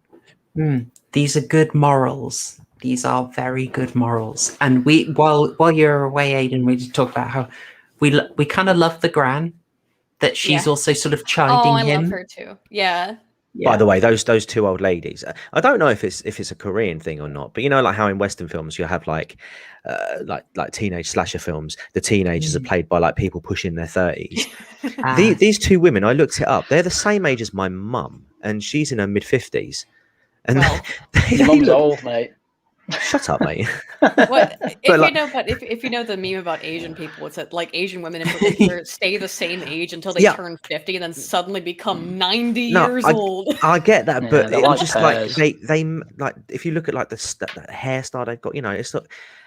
They try to make them out to be a lot older, but that was probably intentional. Yeah, that's what I'm saying. Like, but they've obviously cast younger characters to play these much older women, I just thought that was quite funny. I didn't know if that was just like a normal thing, because obviously in Loner that wasn't really the case. But I just Well, they have to do a lot of running, to be fair. Yeah. What Just my one also young- interpretation of Asian culture on this. Now, first of all, that perm on Oji-chan or Oji-san, the younger one. Obasan on the left. Oji-chan means grandpa. Obasan means grandma. So the other lady on the right does look a bit older, but Yeah. I thought particularly that the lady on the left, that they really did up the perm and stuff. I also that's what I'm had saying. Yeah, that's her what I'm look saying. a I mean, bit especially weird. on the left. But yeah, I think they're about the same age. But my interpretation as someone who is a little bit about Asian culture is that there's also a weirdness about showing older people because you're supposed to show much deference towards them. Mm. So they probably chose younger actors to portray older people for that purpose. It's the same Yeah. reason why something I brought up before the stream started is it's very rare in Asian cinema to see pregnant women. There's horror is one of the main places you do see it, but it is rare to show pregnant women. There's just some kind of taboo, but I mostly know about Japanese because pregnant women are supposed to be removed from this kind of stuff. They're supposed to be removed from society. Maybe not in a bad way that we might perceive that in the West, but it's more like they're in a special status where they're not supposed to be involved in social situations. So I was surprised that a pregnant woman was such a major character in this film. And the same thing with the older women being played by much younger women. That probably is because of a cultural deference towards aged people. Okay. But just That's my really guess. It's a totally fucking spinning there. My guess based on what I know about Asian cultures. And explicitly Japanese, not Korean. So I could be very wrong. well, as I sort of learned doing some of the research on this Lee Chun-jae case, the Korean culture is very sort of like intertwined with elements of both Japanese and Chinese culture. Yes. So that The Japanese invasion. that's not so it's not exactly a stretch to suggest that side of treatment towards pregnant and elderly women would perhaps be something that would cross over into South Korean culture, So I could see that as being why they made the decisions they did, and also having to run in scenes was another obvious choice. Yeah. I'd love to point out They should have just given them something go-karts. Or like the old granny Give 'em a scooters. Segway. Give them a granny no. scooter. Zimmer would Yeah. be a very good defensive barrier, I'm going to say. But there's something else that this film does. I mean, it's a bit before we get to it, but just so I don't forget, like, there's some. We're talking about the circle of concern and bringing people in and sort of widening your community. There's something that this does that I've seen in a few other places. I don't know how much of a trend it is, but I kind of love it.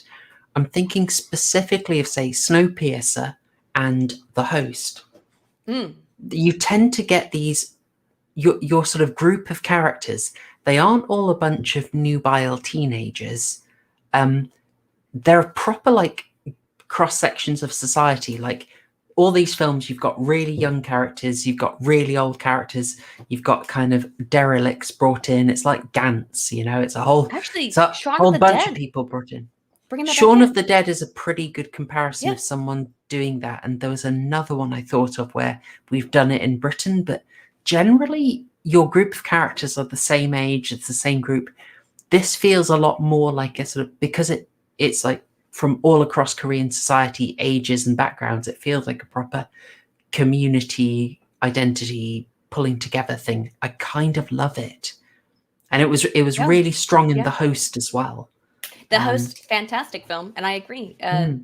These kinds of ensemble casts allow for capacity for many different types of groups of a population of any society to be shown, and how they would react to a scenario, a horrifying scenario. And I really enjoy films that do give us that kind of cross sections, multiple cross sections of society, rather than the typical cabin in the woods, teenagers go get killed horror film stereotype.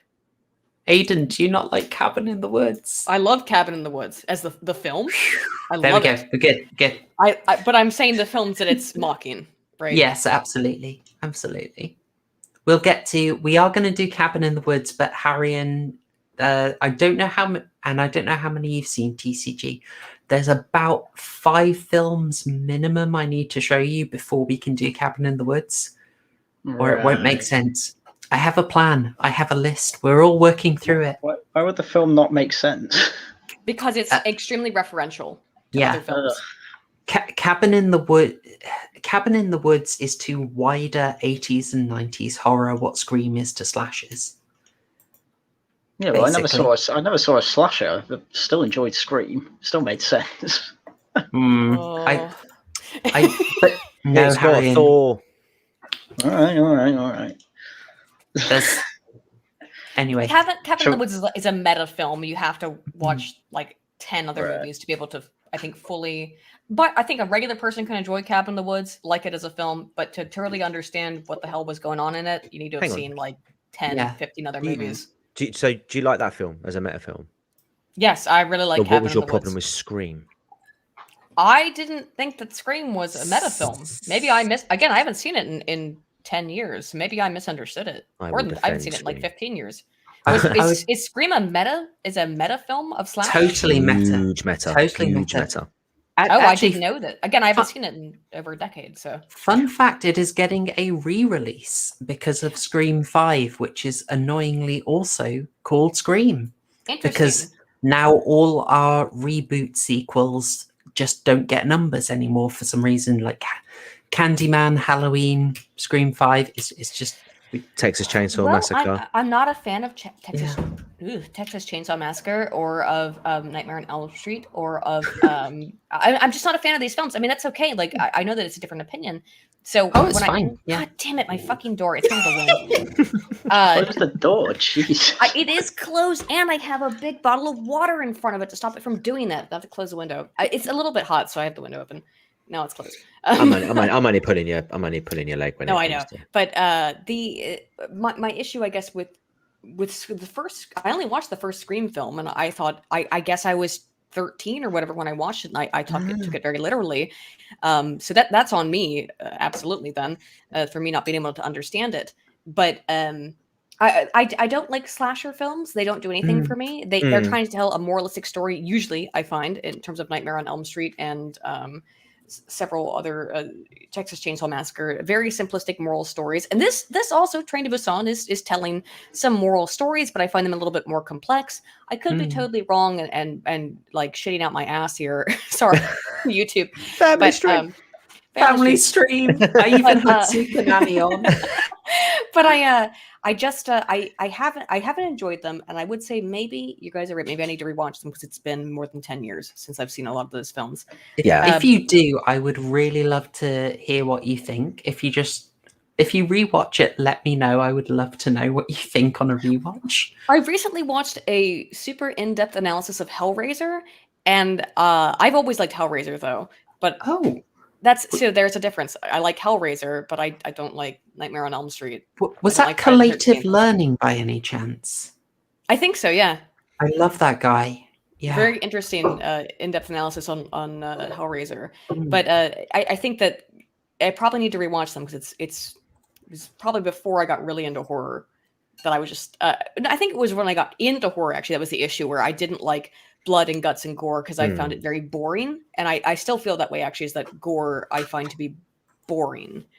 And I don't know if other people agree with me on that. Just violence and gore for violence's sake I puts me to sleep. Yeah, I mean, it Personally. depends. I suppose it depends. It depends on what you're looking for, really, in a horror film. If you just want to sit down and have a good old laugh at lots and lots of gore. I mean, do you laugh at Nightmare on Elm Street and Friday the 13th? I don't think people Yeah. do. Oh my God, yes. Oh, they are Oh supposed my to be God, funny?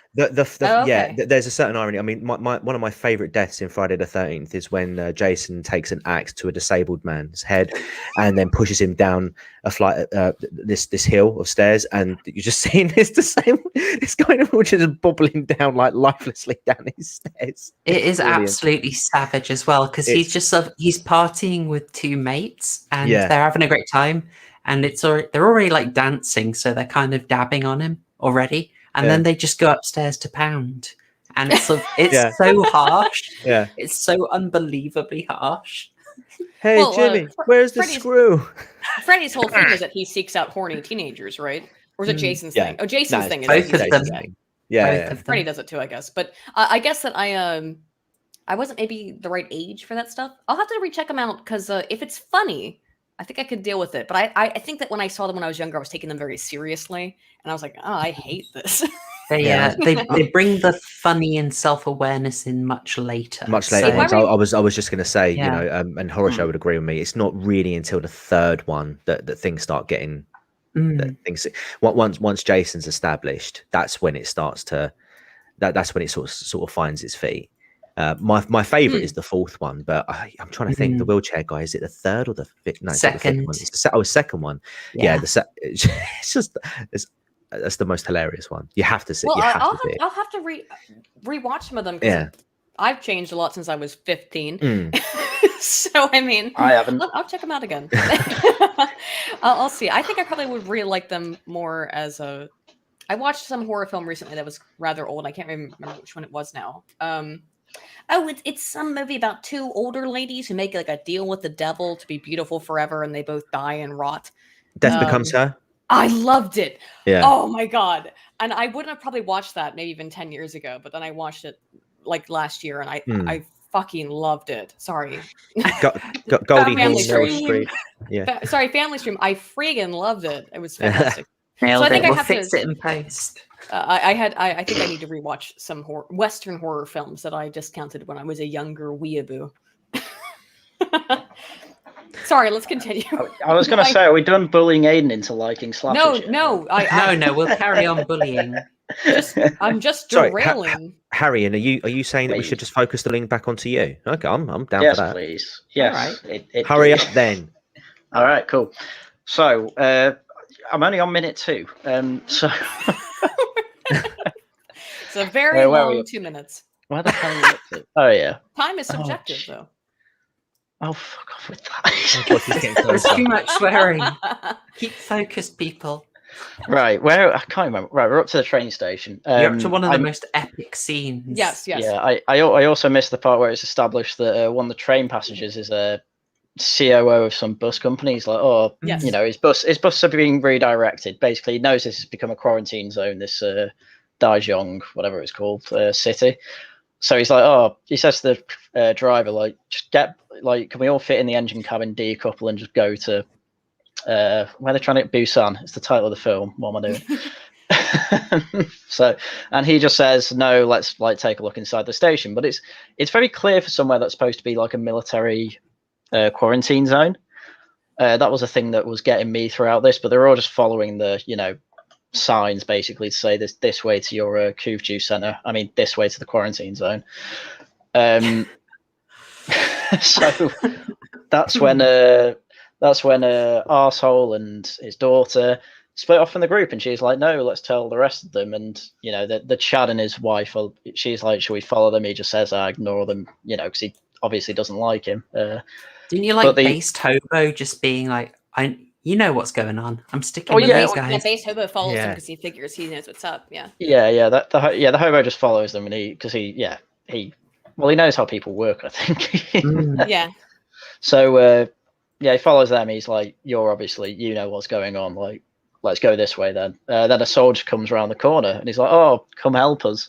As they get closer, it turns out the soldier's like bleeding out, and he's like, please help me.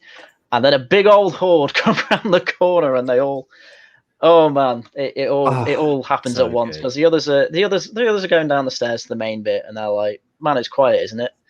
And no one seems that uneasy. But then they get to the bottom, and as you saw before, big horde. Yeah. Everyone Great. starts getting chased. Great classic zombie horde scene. Yeah. This was as you mentioned, Aiden, and I thought as well. But this scene for me was peak World War Z. Yes, Yeah. It is a World War Z. it's a good scene only because everything else about the film has been so good. This alone is very World War Z, and it's not the only one, but this is very much where they're and there's other scenes in the train cars as well where they're piling up on each other, which is very World War Z-esque. But although this is good because we care about our characters, whereas with World War Z climbing up the wall around Israel. Oh, what a stupid fucking Let's moment. let's make really loud noises in the city that we know attract zombies. Right. God, what a dumb film. Oh god, I hated it. But I'm going to be this- unpopular on this bit. I actually thought this scene was weak. No, This specific that. bit could have been. It was good, but it could have been so much better because the elements were there that weren't really used. Such And as? what I'm specifically meaning is I love the setup of like the army are all there, they've all been turned, that's great. You've got characters we care about, Chad and pregnant wife are on the down escalator. There's a bunch of people behind them. Mm-hmm. Mm-hmm. Now they're being moved inexorably down. We see the crowd of zombies and then we get a kind of a quick close-up on one of them. And then the zombies all turn and go for them. Like, that's good for a quick scare, but oh my gosh, what about the terror, the slightly different terror in this film of they realize long before that the crowd are zombies and they're trying to keep quiet and they want to go backwards but they can't because the escalator's moving down. Just because Chad immediately picks his wife up and takes her off the elevator and goes That's back right, up the stairs. The man has perfect situational awareness. He sure totally. does. It was just a slight underplaying of something that I thought could be incredibly nightmarish and just build the tension a bit more. I mean, have you seen those kind of videos where people like get eaten by escalators? I haven't. Should I never do that? Don't do it. Live leak. Go to Live Leak and type in escalator, and you'll probably find some horrifying. No, don't do it. Is this what inspired Final Destination? I'm going to freaking do it. Well, I think that the Final Destination stuff, I think some of those were rumors at the time, but yeah, people can be eaten by escalators. It's usually because of hair, because hair gets caught in the machine and it's rotating and it mostly de-scalps people, you know. But yeah, people have been eaten by escalators, particularly in China. Don't look that up either. But if you type in China escalator on Live Leak, you'll probably find a really horrifying video. I know that I've seen and wish I could unsee, but that would have. That's a terrifying prospect. Alternatively, no one do that. Sarah McLachlan's classic mid-90s album, In the Arms of Surfacing or Fumbling Towards Ecstasy will soothe you and leave you feeling calm and merry and ready for a good night's sleep. Don't look up any of those terms. Well, I've just found a subreddit I don't want to go on again. Oh no! Live Leak dissolved back in the 5th of May. Oh, did it? Yeah. So I don't know where you find those horrifying Chinese people being eaten by escalators videos now, but right. Whatever you do, don't go on the subreddit iBleach. That is a subreddit you should not go on. Right, incognito mode. Haryan, quick, save us. Get back to the plot. I will say I enjoyed it going from 0 to 100 straight away because they thought they were in a safe place. Obviously, some of them are asking like, "Well, where is everyone?" Not really but they're told like, "Oh, the army's here and the army will sort it." And it's kind of like this. I assume Korean, like a lot of Japanese culture, has a lot of respect for authority. So if they hear the army's done something, and the second that one troop turns around and is a Zamboni, it's like, you're fucked, yeah, and then they're on their own, so you can't even trust what the army says because this was a thing that was actually implanted before, because which I found really weird. But the official news reports were like, "Oh, there's violent rioting throughout the street." They just make it seem like it's riots rather than anything else. Rather than like it's an actual zombie attack, but then on YouTube, but that's how it would be reported. If in real life a zombie apocalypse, and this is not the only film that's done this.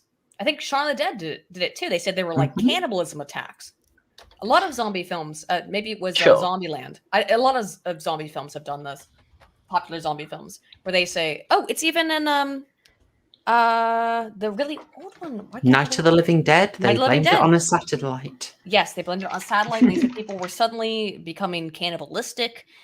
So that is realistic as to how this would be perceived, I think, by people, is that there's a rash wave of people just going nuts.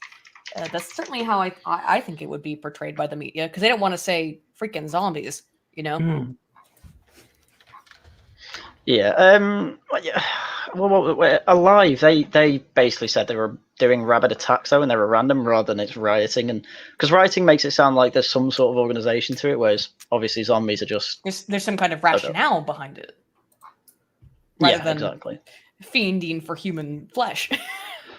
Yeah, exactly. So it's yeah. I up to this point, I've been happy with everything. I'll have to say. So, but obviously, all the action happens at once here. So, as we say, Chad saves his wife with perfect situational awareness. Getting off the going down escalator, and basically everyone running, and people who are less good at reacting kind of getting eaten by the first wave. While also the hobo and jerk and his daughter are all having to run away from the horde coming from the other direction.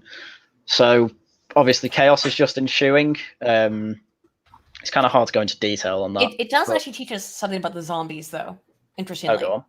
which is that they just sit there, stationary. They if they don't have any food, any living human flesh to eat, they will just stand stationary, essentially. That's kind of odd. That's true. Just an interesting tidbit about how the zombies of this universe work. We did, yeah. They are very interestingly realized, and when we get the lore about them, I don't feel that there's cheating. It feels very natural. I mean, do you want my opinion on what kind of zombies these are at this Oh, point? rock out! Yeah, let's go. Go on. So do you know about the zombie snail thing? The parasitic snails? Is that the Parasites cordyceps thing? Yeah, the cordyceps, which is what those snails do is they go towards sunlight to be eaten by birds and therefore propagate the parasite. Because that's the actual host they want to be in is birds, not in snails. And so I think the reason you could give that, first of all, the zombies have no situational awareness. They are completely, they have no object permanence. So what object permanence is, if you don't know, if you go to a 2-year-old, not 2-year-old, let's say a 6-month-old, if you've ever seen a very young child, and you go peekaboo, and they freak out, and they go, oh, it's because they possess no object permanence, so they didn't know that your face went away when you covered it with your hands. And the zombies in this movie seem to have a similar lack of object permanence, and I would believe because they suddenly shut down as soon as they can't see other people, that not only do they lack object permanence, but they seem to be going towards sunlight, which all the zombies, they're sitting there in the sunlight on this train station, just standing there, which to me reads as a very group. Yeah. cordyceps zombie snail thing. So that's why I said I thought this was a parasite and not necessarily anything else. Do you think Just a that's guess. maybe? Do you think that's maybe inspired by The Last of Us? That came out 3 years before this film, and that's got the old cordyceps thing going on. The Last of Us, and I will say this about is it The Hollow? No, what's that film I watched really recently? I watched another great zombie film. It wasn't zombies, it was a I think it was Portuguese. Was it? I watched this really good horror film recently that was about fungus. That was oh shoot. Oh, I won't be able to remember it for a minute. I'll remember it in a couple minutes, trust me. But it was a fantastic horror film that was about like a fungus takeover. And it was this woman in it's called Gaia. Check that movie out. It's wonderful. Gaia, it has not a great rating on Rotten Tomatoes, which is actually a good sign for horror, by the way. It really is. When horror movies have bad ratings, it's a South African film. Really excellent idea of like how a cordyceps fungus might work. I actually thought it was like a Last of Us adaptation, but it's not. Check that movie out in terms of understanding how like maybe horror films might deal with a cordyceps fungal infection. And I think though what we could apply to these zombies, given their proclivity to stand out there in the sun, is that it might be a cordyceps infection, which is a parasite, not a fungus. Cordyceps is a fungus, but the thing that infects those snails is a parasite, isn't it? Is it the I snake? think Is so. Oh yeah, I think it is a parasite. I'm not sure. I think I'm not a that biologist. is a parasitic worm. Yeah, it's so okay. Right. So that's a parasite. That's why I thought this was a parasitic zombie thing. Because they're sitting out there in the sun, waiting to get eaten by birds, so they can continue to spread the parasite. That's just my thought as to why they were all just standing there. It's the best way I could explain why they were literally standing there for how many hours. I took it kind of. It was a it's a quarantine zone. But they're just standing there. But they're out. Yeah, but let me give me a sec. Sorry, Haryan. Aww. No bullying, Haryan. Go on, man.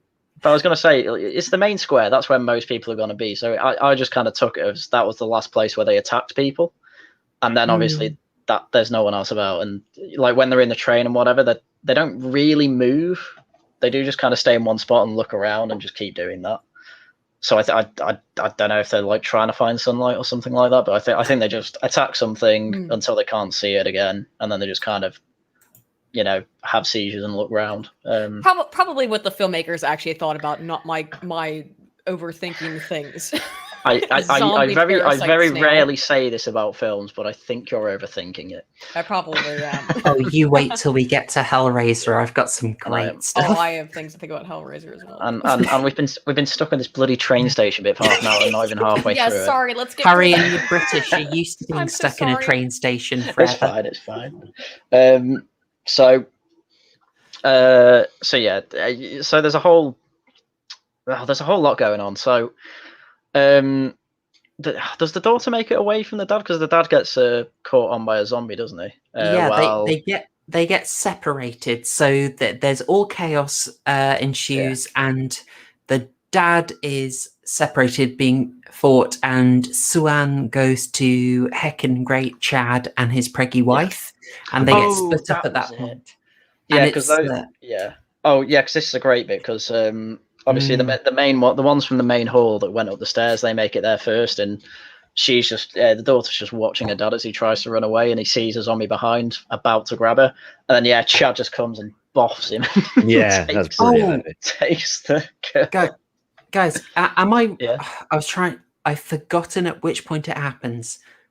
Does Jerk protagonist save based hobo at this point? Because I'm trying to remember what's the first point at which he sort of goes out his way. Is it here? It's the other way around. Oh, okay. So, I think it's the other way around. So he's getting attacked, and then based hobo puts his that's right, jacket on him, puts a jacket on the zombie so he can't see. And then he saves Jerk. Yeah, he saves Jerk, doesn't he? There we go. And and Jerk's kind of like frozen, like what the hell's going on? He's panicking. And then Chad just calls from the door, shouting "arsehole!" Like, come on, hurry up. All right, mate, ain't got a day. In the pirated version I've got, they don't call him arsehole, they call him buddy, and it's really annoying. Oh no, it's just insulting him throughout the film, which I really like, because that's how I'd refer to someone like that. This might sound strange, but was it the Indian version that you downloaded just out of interest? Because I know that I know that the Indian version is a minute shorter than the version that we've got, because they actually censored out some bits, including some of the more gorier bits. Maybe it is. I only did it because I paid for a copy, but the thing is, Chrome is a pain in the bum about letting you screen cap. So and I like to sort of illustrate what we're talking about. Yeah. So that's why I got a copy for screen caps. It might be Indian. Anyway, they get split up. Yeah. Well, it's only for a bit, and then obviously he's told, like, come on, and then he makes it, and then they're trying to close the door for ages and lock it, and this is while so the COO, who is a bigger jerk than Jerk, I'll call him COO, he's throwing everyone behind. He just gets in the train, doesn't care about anyone else, and he never closes the door behind him, which was triggering me at this point, but then but he never does it again either. It's quite weird.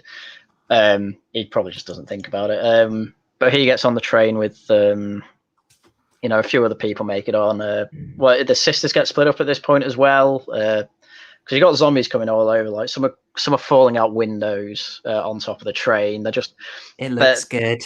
It does look good. Literally raining zombinos, man. Yeah, and they're all the zombies are kind of following to running to the front of the train, just wherever people are, and obviously the train's moving at this point because the driver has kind of realised we need to go. So it's kind of slowly moving away from the platform while people are getting on. Sisters split up. The pregnant woman and the daughter take her with them into another car that's slightly further back from where the COO was, and then so you got 4 baseball players, a Chad and Jerk. They're all coming down the stairs, and they're all. This was this bit that annoyed me. So, I think the first people who run down, they just open the first door they see on the train, and it's just full of zombies. So they all come out and bite them. It's a bit savage, isn't it? I was just like, right, think about what you're doing before they even open the door, and then all the zombies were behind. I'm like, no. Did any of you get why? And I'm sorry, guys, I'm not good with the names. The baseball high school student who survives, and we don't get much of his name. I think it spoke maybe twice. Yonguk is the name. So we'll say high school guy, and why is he not into Jin Hee, who is the girl in the extremely short skirt? Gay. He's their cheerleader, I believed, and so Yeah. he probably was trying to. It's another fucking Asian thing. Well, he's probably like me and doesn't like public displays of affection. It's probably it's very much my guess is, and I actually wrote a note about that in my notes, which is that it probably is that he doesn't want to have a public display of affection, and that's very kind of taboo in Asian cultures, is of doing the PS public display of PDA stuff, and moreover they're teenagers, so you wouldn't want to necessarily do that. Oh, I love how moral this film is. It's down on PDA. It's thought patrolling. It's great. She does get thought patrolled. She sort of. I actually wrote down. If I read my notes, I took while watching the movie the first time, so they're in chronological order. I wrote down, where is it? Cheerleader thought is a thought, maybe ?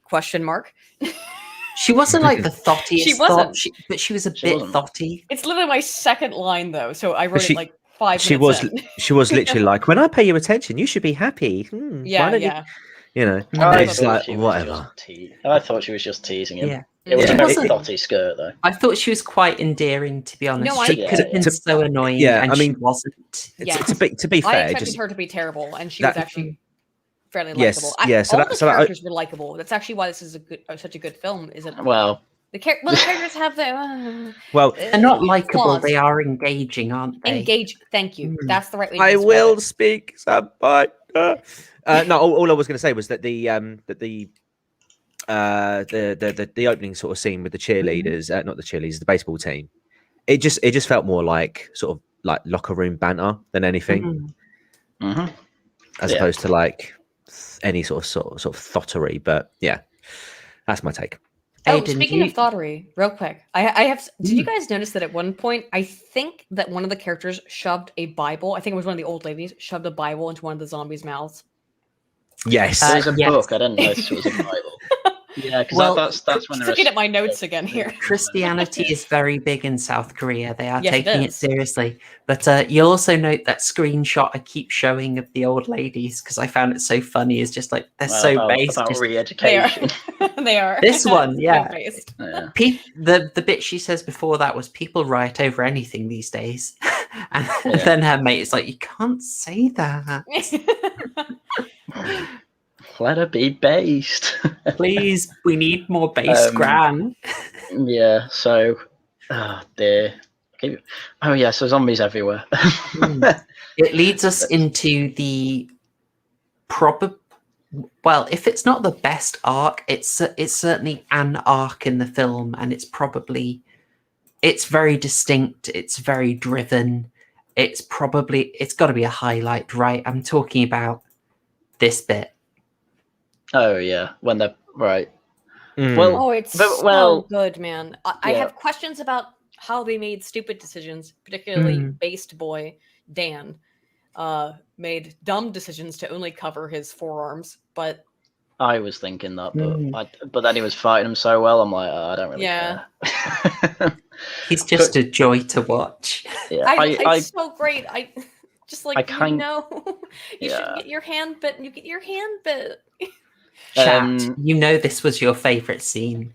Well, Tell me this was not your favorite section of the whole film. Chat, I mean, defy you. I did enjoy this, but I also like they've got the shield there. They get that because Chad has perfect situational awareness again because he's a bit behind on the train. And he notices like 3 zombies ahead. He's like, oh, can't get on the train before I get to them. So he goes to the left, picks up this like riot baton and shield, and just takes all 3 of them out like while still running. And he gets on the train with it all. It's like, oh my god, the guy's great. They don't overdo it with the zombies. Like in other films, he'd take on like 10. He'd be like way behind the train in one shot, and then all of a sudden he'd be like Sonic the Hedgehog into it. Whereas in this one, they don't overdo it. He'd be like that dude in Invasion of the Body Snatchers, that 90s remake where he goes absolutely berserk in the hospital and like takes out like 25 of the snatchers, and then blends right back in somehow. Yeah. I love that scene though. It's just, we need something to happen. Here we go. This is probably a good time to mention, but something I found very weird in this film, just not bad but unexpected. Do you notice like they almost never kill the zombies? I noticed that. Yeah. In American stuff, and usually like somehow we take them out, we decapitate them, we break the brain, some way we take them out. Like they absolutely leather these zombies. Snaps necks, I think. It's a couple. It's pretty rare though. It's just it stood out to me as like an interesting, maybe like there wasn't an impulse to do it. I would also say it could go back to Asian culture, and this is something you have to pay attention to, particularly in Chinese films, which is that the reason you don't see a lot of zombie movies out of Asia is because of the Buddhist beliefs about how you don't desecrate the dead, right? Is it maybe the head is a holy spot as well? I maybe, I'm not actually sure about that, but there's a bunch of things about how you don't show dead people, or you have to be very specific about how you show dead people.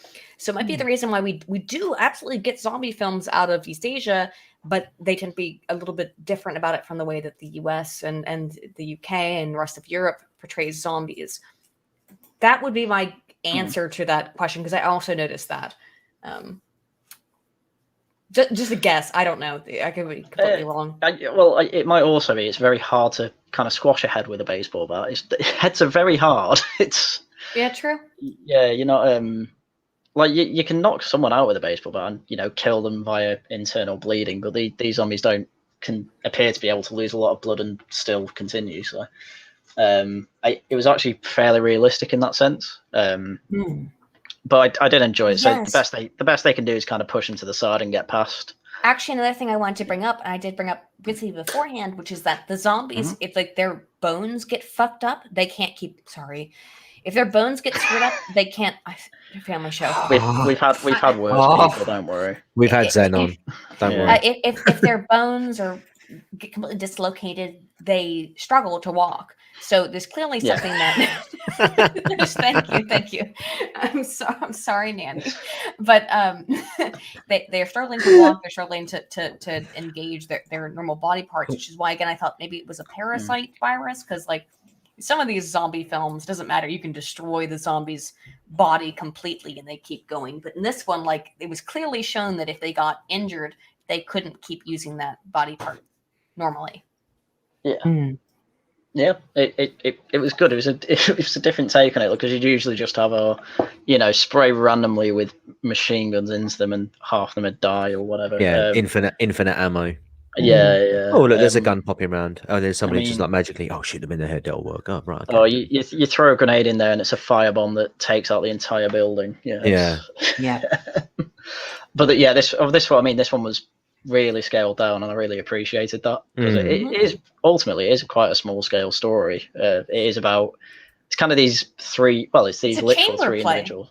It's a chamber play in many ways. You start out with a strong cast of characters. They're whittled down, but it's because of also the small scale, literally, of the space in which they're in.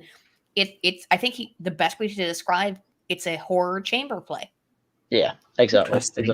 So we'll go into this bit, because this is where kind of the action starts. Well, as if the train station scene wasn't actiony, but this is where it's more of a character action part, I guess. I'm glad you said that, because yeah, it does move between like the epic action and then the very sort of personal.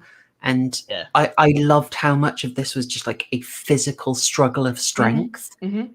And seeing them get overwhelmed, I felt so tense in this bit. And this was also one of the first scenes where Jerk really had to start working with other people in order to survive. Yeah, they'd naturally split up, and as you say, they all had their perfect motivation.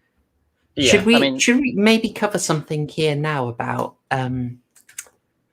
something this film unapologetically does is basically say men women step up. Oh, this was a thing I Great. really like. Fantastic. I really like how in this film the women basically do no fighting, and it's like There's Thank no God. there are strong women characters, including Yeah. Yeon, a child Yeah. who's very, very emotionally strong, but not physically. It's the men who have to step up. and be the protectors. Yeah, And be the protectors. Yes, I appreciated You that, know. and clearly, I guess the rot hasn't totally spread to South Korea. Good for them. yeah, because it wasn't doing a Last of Us 2 where you have a 8-month pregnant woman go into the front lines to literally shoot guns and get in firefights like that. How god awful. At this one it's like pregnant woman protect, oh little child protect, and or elderly lady protect. But those characters are still shown to have their own emotional strength. They're not bad characters. It's just that you have to understand how society is supposed to function. Yeah, they are not strong female characters. TM. Yeah, right. They are women. They are strong female characters recognizably so.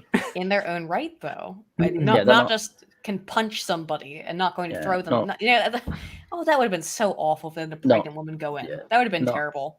Yeah, not women's heads being CGI'd onto men's bodies like a certain Black Widow film.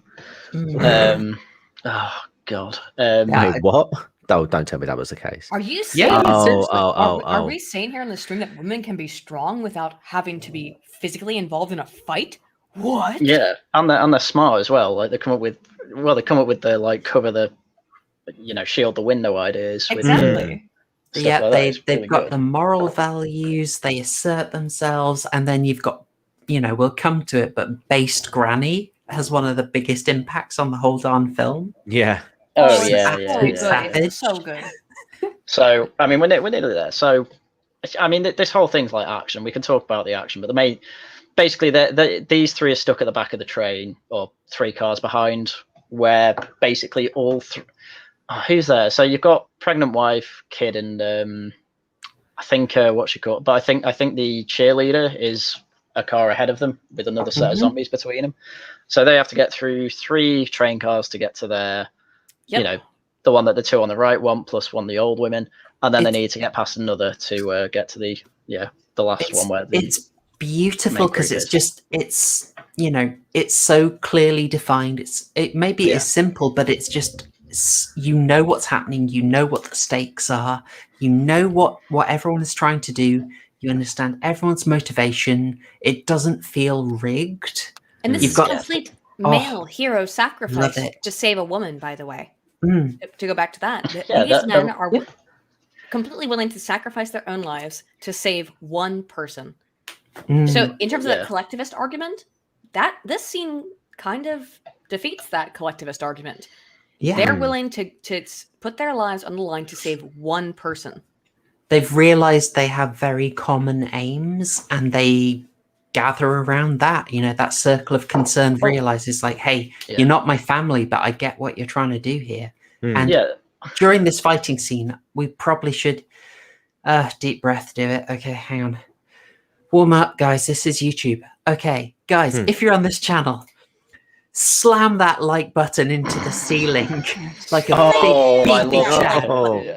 Smash that subscribe with a baseball bat about 7 or 8 times. That'll probably do it. If you're here from my channel, absolutely. And even if you're not, do it. Yeah. Sorry, we do it every we do it every time. Okay, let's move on. We've done the thing. We'll feels dirty. So yeah, it's kind of the first one's your standard action scene, and then they get past to the door, and then the second one's a bit harder because I think there are a few more zombies in there. But as they're fighting them, they realize, oh, when we go through a tunnel, I can't tell if it's because it's the darkness or whether it's the flashing lights going It past. seems to be the darkness because every time Yeah. they go through a tunnel, that's why I brought up the weird Yeah. slug thing. Yeah. Whichever one it is doesn't matter. Point is, when you go through tunnels, they kind of get distracted and go in a bit of a daze, and they basically can't see them and they don't attack.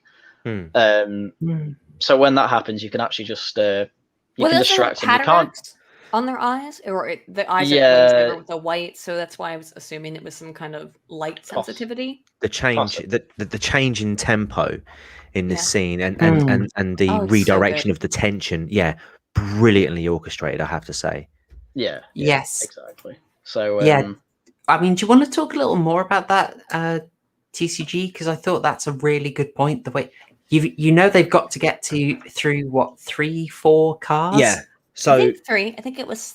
I think they said it was 3, but I think it was 3. But I mean, yeah. So you begin this particular scene with them like going all out action scene, and and it is quite a massive sort of like action scene just through the one carriage, and then they get through that one, and then they sort of like, okay, arms up, let's carry on, boom, straight through, get through to another one, and you can tell, but like by the time they get to like the sort of like the third carriage, they're like they're getting quite like knackered now, aren't they? And they're like, this isn't we're going to struggle now.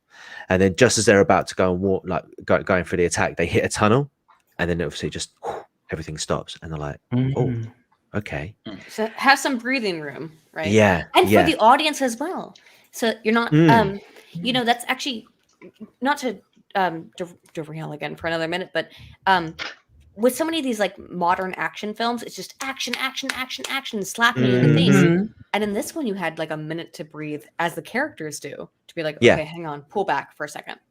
Totally. Really nice. It switched up the dynamic, time to breathe, but also it gives you the variety of, baseball boy is there, and suddenly they've got through one carriage. It's like suddenly the game switches up for him. He's suddenly paralyzed because he's seeing his mates. That's right, of course, that yeah. absolutely switches it up with a personal angle. This film stops you getting bored because it takes a concept and it develops it and it gives it a twist. They don't particularly have a way around the whole, will you kill your zombified friend? Like, they don't do that all that much in this film. That's usually a big drama point in zombies. This one, they work around it, and it's I didn't mind quickly. it. I liked it. It's handled very quickly of him moving through the cart. They have to keep moving forward, and him having to figure out if he wants to beat his former friends in the face with the bat. And he can't do it. Luckily, he doesn't have to as well. Right. But there's plays into it for a later scene as well, but we'll get to that. But yeah, then we obviously have the stealth mode bits. Distract them with a noise. We've all played stealth games where you can do that. So yeah, then they make it to their the daughter, the pregnant wife, and the one of the elderly sisters. And then it's who is it? The baseball guy then calls. The baseball guy, yeah. So no, they've already done this. So they already know that they need to get to the next the next section to get to the rest of them. But this whole time they've been having arguments, basically saying, do we let them in or not? And they've essentially said, no, we can't risk it. Like, we can't let anyone in. Even though they know that the zombification happens very quickly, which kind of irritated me. I wrote that down. It was something that a little bit irritated me, that they know this particular zombie virus happens for the most part within 10 minutes. Within minutes, isn't it? I'd say maybe 15 would be tops. But at that point, when they're coming back in, they don't have any time to wait. But they could have kept them in the bathroom there in the front train car. I mean, I kind of took this whole scene as a basically you've got your de facto leader, so the guy who's supposed to be in charge, which is the train leader, right? And then you've also got the COO, who is basically the person they're all actually listening to. A bitch boy. but they're all listening to him, and then like at this point, you're not really you can't. I can imagine with the bystander effect, they'd listen to him maybe because he's oldest, maybe maybe because he seems to know what he's doing. They've got them to where they are now. They'll listen to him, and he'll just be like, right, they're infected, they can't come in. And it's like, well, why wouldn't they listen to the him? bystander effect? That's very important in zombie films. That's actually a very good point. Yeah. Yeah. There's something before we get to that though, which I'm sorry if you were going to get to this, Harry, and just tell me. But there's this scene I capped here because I feel duty bound. I've got to criticize something. I'm scrambling for things to criticize here, so I'm not just. I've got one. Oh, good man. This scene, classic movie mistake. They work out in advance the time they've got between tunnels, and they decide to climb over the luggage rack. One hard doubt over them getting the old person up there.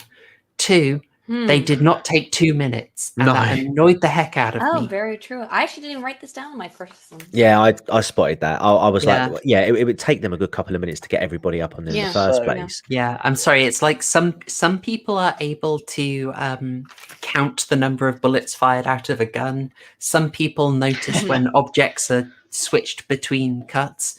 I notice when movie counts are wrong, and I also notice when someone is clearly moving from one set to another. It's a superpower. Would you like me to state my issue with the film? Oh, rock on. In terms of my issue with a continuity issue, did you notice that very early on, all of their tech stopped working? Like the cell phones. It happened. It took a while, but after a while, the cell phones stopped working. Cell phones are satellites. Do you know what I mean? Like I found that a thing that you see in almost all zombie films, which is that all of a sudden your freaking cell phone stops working, which is I don't have it was one of the few criticisms I wrote down. And another thing is that they said that the radio was not working in the film. At some point, they're trying to call the operator, and they're like, the radio is breaking up. That would have nothing to do with a zombie apocalypse. It wouldn't. And also the trains are all still running, which means the electricity is up because these types of trains are run on electricity. So there's some logical inconsistencies with the film that did not affect my enjoyment of it. But if you're talking about like things that don't make sense, the cell phones being down, and then some phones being okay, but the radio not being okay, and the train still running, these are some issues with the the realistic logical consistency of the film that again did not affect my enjoyment. But there they are. I mean, I'd have to go into more detail on how those things exactly work. But I think one thing I noticed was when they're all in the bathroom, and I think it's one of the bits where they're going to distract the zombies. I think, and he basically says, right, we've got another tunnel in 10 minutes. And then we've got another, and then, we'll be in there for 3, but then there's another 2 minutes after that to when we get another tunnel. That didn't actually happen. They just went through one tunnel. Yeah, it didn't. I guess you could say it's time dilation or the opposite of time dilation. But it was like, but then when they're going through, you've then got, because 2 of them get stuck and don't get through the last door, and they're like hiding behind 2 of the doors. And I thought, they're just going to have to wait for 2 minutes till they get to the next tunnel. But then they don't. They try and make a run for it, and obviously he steps on the can. And I do have a theory, actually. I think that second tunnel did happen in the Snyder cut. Okay, I'm not having it. Right, we're skipping over that. I'm not having this. All right, I'm not having it every time. I think we've also breezed past the second more definitive moment of our jerk protagonist being a nice guy, saving Based Hobo, whose name we're not going to even bother with. He's just Based Hobo. Based Hobo. That's it. It's in the credits. His name is Based Hobo. Nice. Yeah, he's not actually got a name. He is just called the homeless man. Yeah, I kind of like that he is a screw up. He's not like this, I know, dirty savior. He turns out is actually wonderfully capable. But no, he's a guy who's had to have very. He's messed up and he's clumsy, but he's got decent survivor instincts. What a great character! So, yeah, not just a perfect protagonist. Thank you. Yep, he is complex. People are complex in this. I kind of love it. The only perfect one is Hench Dan. Yeah, Chad. Chad. Yeah. And Suan. He's- Suan is, Chad. of course, perfect. He's the best. So Suan is also pretty much perfect, but she's a child, so Did you know the high school girl? Gosh darn it, what is her name? high school Jin cheerleader. Hee. Yeah. Oh. She is a pop star in her She main is, career yeah, she used from to be a Wonder paper- Girls. Yeah. Yeah. I'm in no I- way shocked by that because a lot of Korean movies will put in Mm. pop stars to drum a pipe, but not be too overt about it. Yeah. Also, if going back to Shirai Shikoji, if you watch Karuto, not occult, but Karuto, which is cult spelled in the Japanese spelling, that's a Oh. film about Japanese pop stars investigating like a Cthulhu esque conspiracy. Oh my gosh, that sounds amazing. It's one of the best films I've ever seen. Watch Karuto. It's another like Shiraishi Koji movie, so it's like 2.5 hours long. I need to but binge very this guy, well-watched don't scene. I? I Check need to him binge out. Shiraishi All his shit's Koji. great. All his shit's great. I mean, while we're on the weeb stuff, do you think high school guy Min Young-guk, do you think he's a bit of a tsundere? Would you know? The baseball guy. Yeah, bit tsundere towards tsundere. Jin-hee, you know? He's given a hard time. He does give warms her. in the Actually, end. he's the only one who gives because all the other guys are like, "Come sit on my lap" and stuff, and he's like, He's like, I I don't think even... I think he just is thought patrolling her. I don't think it's tsundere. It's just he knows that she's a thought and he's patrolling. Yeah, he gives her the old "it's not like I really like you" Baka treatment, you know? Yeah, but I saw that more as thought patrolling than tsundere. Oh, this film just gets more and more moral. Okay, well, She does eventually get thought patrolled, so I mean, it's true. I'm Oh, just saying, dear. if she was in head-to-toe Kevlar, would she have been bitten? No. So, thoughts patrolled, definitely. you love to see it. I've just discovered that they're going to make a sequel to this film. Yes. Oh, they did? Please, could you not though? Okay. Apparently, I it's would not really very good. prefer if you didn't. The director did not want to and spoke very vocally against it. Yeon He Sang did. Ho said no interest, and then in 2020 he made it Peninsula, and I think possibly someone threw a lot of money at him. Well, Probably yeah, I they say did the, because the film's popular, but this, Yeah. there's The- no reason plot- to have it. a zombie virus has in the last 4 years spread to all of South Korea. 4 Koreans in Hong Kong sailed through the blockade to Incheon for $20 million on a truck. I'm thinking Army of the Dead. Oh, Army of the Dead. Stop it. What an Stop it. awful film. Cease. Bonk. Can we keep talking about this good one instead? Yeah, Yes, yeah, let's yeah. talk about the Yeah. good film. Back to the Um, 3-minute summary. Right. So as you can see, they all crawled across the baggage thing, and I was thinking at this point, it's like, oh, because they pointed at it, I'm like, oh, and there's bags there, they can use that to distract the zombies, and then they actually did, and I'm like, oh, cool. This film doesn't insult your intelligence. Yeah. You know, okay, so an old woman and a pregnant woman got up there, but okay, I'll suspend my disbelief. It's fine. So yeah, as I said, they get stuck there, Jerk and the homeless guy, and then they accidentally get their attention and then run. They have to run through this door where Chad is holding it closed while the rest are trying to come through. But Oh, poor Oh, Chad. yeah, but then the other lot in the other car, they're just not letting them in. They might be infected. So yeah, it's a big old tense scene. Actually, it goes on for a fair while. A while, yeah. Yeah, which is really good. And it builds up really well as it well. does, Yes, doesn't it? yeah. fantastic tension Yeah. building. But I don't want to. Kind of the details at this point don't matter because they're all, you know, there's nothing really to say. Oh, that was absolutely amazing, or that was just awful. watching the film to understand what we're talking about. Yeah, it's the details at this point don't matter. But so these two are trying to close the door and beat the zombies back while the baseball player is trying to smash the glass open, and the women are kind of like, no, we're not really doing much apart from panicking a bit. Well, what's the little girl gonna do?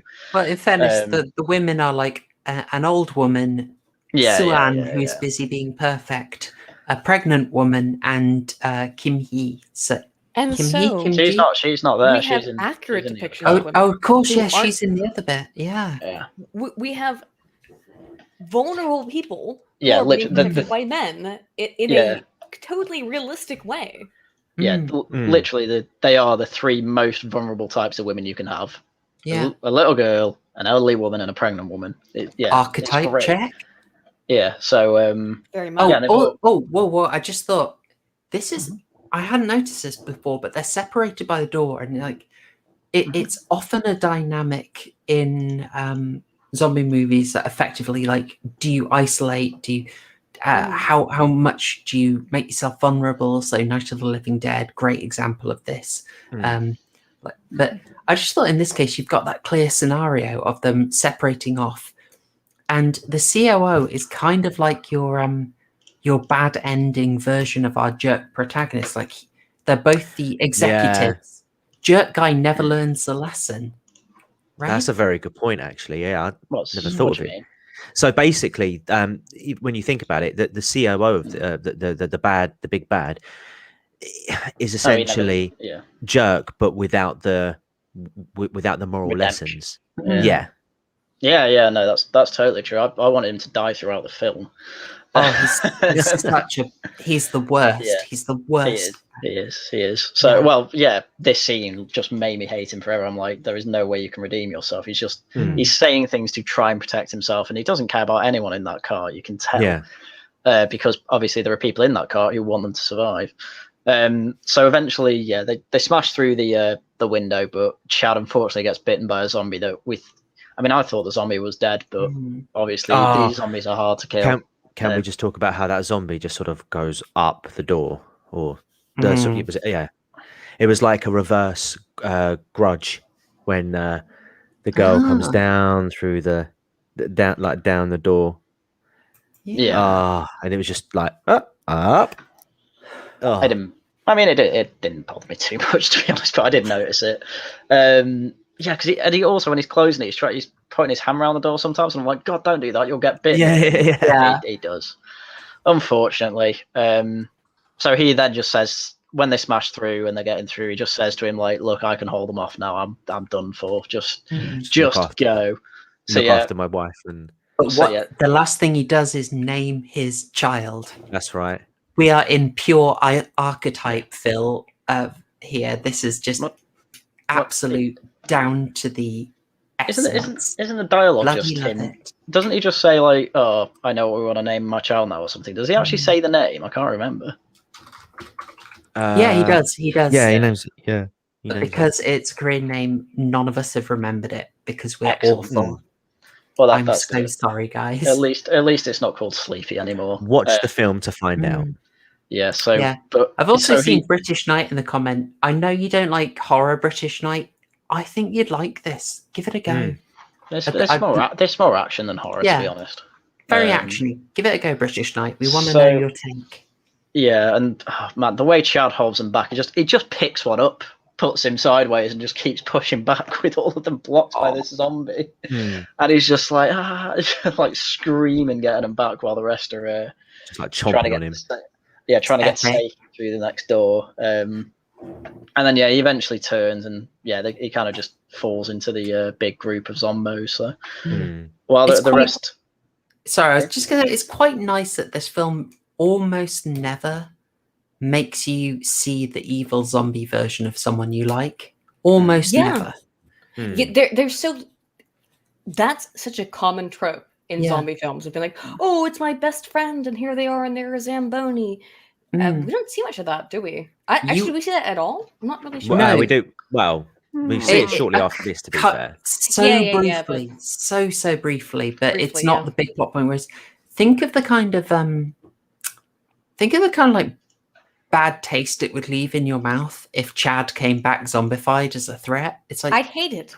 He goes out as a hero all, here. He's a threat. If it is, as the way that the zombies appear to be, that they do still have their human body parts working so that if you break their legs, then they can't walk, right? Well, Chad is a muscle man. He would be, in a Resident Evil game, a boss, right? He's a boss fight, but we don't get to see that. And I was actually talking to my fiance about this when we were watching it, and I said, oh, I hope he doesn't come back as a boss fight. I was so pleased they didn't do that. Yeah, and well, yeah, because they, I mean, we'll get into it, but they completely abandoned this train after, and it's Mhm. you'll Yeah. find out why. So, well, yeah, but now you get to like the human v human bit. So, yeah, a very, very, very pissed off jerk turns around and punches the COO in the face when they're all safe again. To Satisfying. be yeah. fair, yes, very deservedly. Yeah, This was exactly. like the bitten aliens with Bert getting smacked, and you're just like, oh, I needed that. Yeah. Oh, I've been waiting for that He's for been 2 such hours. a dick. Not just, I mean, Dick is a dick, but the COO who's been on the train the whole time has been such a He's been awful. reprehensible, Yeah, a hole. He's probably the worst person I've ever seen morally in a zombie film at the very least. Probably, I don't know Someone about who any knows film what's ever. happening, who's not just knows what's happening, but is responsible indirectly for what's happening, and is hiding all that information from the other people who are protecting him. Yeah, he deserves everything he gets, I'd say. Yeah, but he turns the tables though. Doesn't he? So Yeah, true. yeah. So this scene obviously is a human kind of interaction at this point. They've closed the door on the zombies, and blood on the doors kind of sort of stopping them from seeing through it. I don't know. Did you think that was a thing that happened? Because I didn't get that perspective. Actually, in this scene after they like get shut, they're still banging at the door. And actually, I was thinking in my head, I was like, "Go put newspaper up. Go put newspaper up." Well, that's what I mean. It's kind of happening because they're not all going violent at it, but some of them still are. So it's obscuring the view at the very least, but not to the point where they're not attacking it. So there were several points in the film where they moved to a new car, and I thought, you already know the newspaper works. Just put up more newspaper. Yeah. You also see a different angle of the moral enforcement here, because we've gone through the lesson at this point. You've got common interest and identity. You can build a community off that. You can widen your circle of concern and be stronger. Lovely. And now we see the other. They get through into the other carriage, and there's, COO gives BS reasons for them to be kicked out, and it's like you've got that contrast with the older, again, initial jerk behavior. It's suddenly you're seeing something he would have done 30 minutes into the film, and you're sort of, oh yeah, that's bloody awful. That's wrong. You've just got that nice moral reinforcement via comparison with the negative behavior from earlier. It's just it's nicely done, and then you get another extremely satisfying payoff, courtesy of base grandma. So this is why I wanted to mention that door. So there's this whole argument of we need to put them in a separate car for our safety. They're kind of forced to by the whole crowd there, but then obviously the cheerleader is like, well, I'm going with them then. Well, I'll risk it with them because my not boyfriend, but at the very least my friend's there. So I'll go with them. Well, so maybe it could have been potential future boyfriend. Sure, yeah. True. Nothing makes the loins go more than life-saving action. So they're all put in the other car, and instantly they put the foam up from the fire extinguisher on that one, or did they just try and lock it with the ties? That was earlier, wasn't it? Or was it here? That's on the door they smashed through. But for the other side, because they put through to the car on the other side. I'm trying to remember where they did put the fire extinguisher foam on one of the doors, but I can't remember when it was. Now. So I think it was earlier, but I'm not sure. It was so the fire extinguisher door is in the scene we've got on screen, but the other side door of the car. I can't remember if they block the view or not, but they definitely start trying to tie ties to it so they can't open the door. To try and lock it that way. I briefly went to the bathroom. Did anybody talk about how it was really weird how Based Boy Chad used his fist to block the zombie, and how incredibly stupid and weird that was? Yeah, we're like, this is baiting it. You're going to get bitten. He knew he was going to get bit. He put his fist out. That was of my critiques of the film. That was like number one. That he knew. He wrapped his arms up, but still put his fist out there to get bitten. Really stupid. Well, he kind of put it on the door to, I think, get a grip around it and kind of pull it with his left arm. No, at one point he actually puts his fist out and lets them bite it, essentially. I guess to protect others, but it was like could have moved 3 inches over and put it on that tape you got on your forearm. Yeah, I thought he got bit when he was trying to like grip the door, but either way, it's stupid. At least to put your hand I there. wrote down. The line I wrote down is shoving hand into zombie's mouth. What the fuck, frig? Yeah. Because he like literally put his hand in at one point. Yeah. Was it him or was it someone else? Because who puts their someone at one point puts their or is it Jerk who does it? No, I can't remember. I can't remember. I can't remember if it's some. No, it is Jerk. Sorry, it's not Beast Boy. It's Jerk who puts his hand into the zombie mouth at the end here. Is that right at the end? Right, we'll get to that. No, sorry, fine. I got confused. No, yeah. In that case, I do agree with that. So, but we'll get there. Sorry, I skipped ahead. Spoilers. So but we're at the bit where they've locked the door to the I guess I'll call it the quarantine group that they don't want in there in case they're infected, which they're obviously not. But yeah, obviously the old woman's like, oh, they let my sister die. My sister's always thinking of others. She then goes up and sees a zombified sister through the door. And she basically just thinks to herself, wow, these people are arseholes.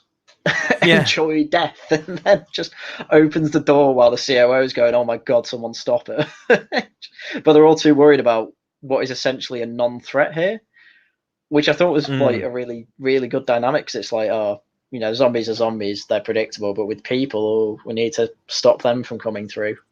So yeah, it's kind of interesting dynamics when really they should all have been in the same in-group, but it's this whole thing. And yeah.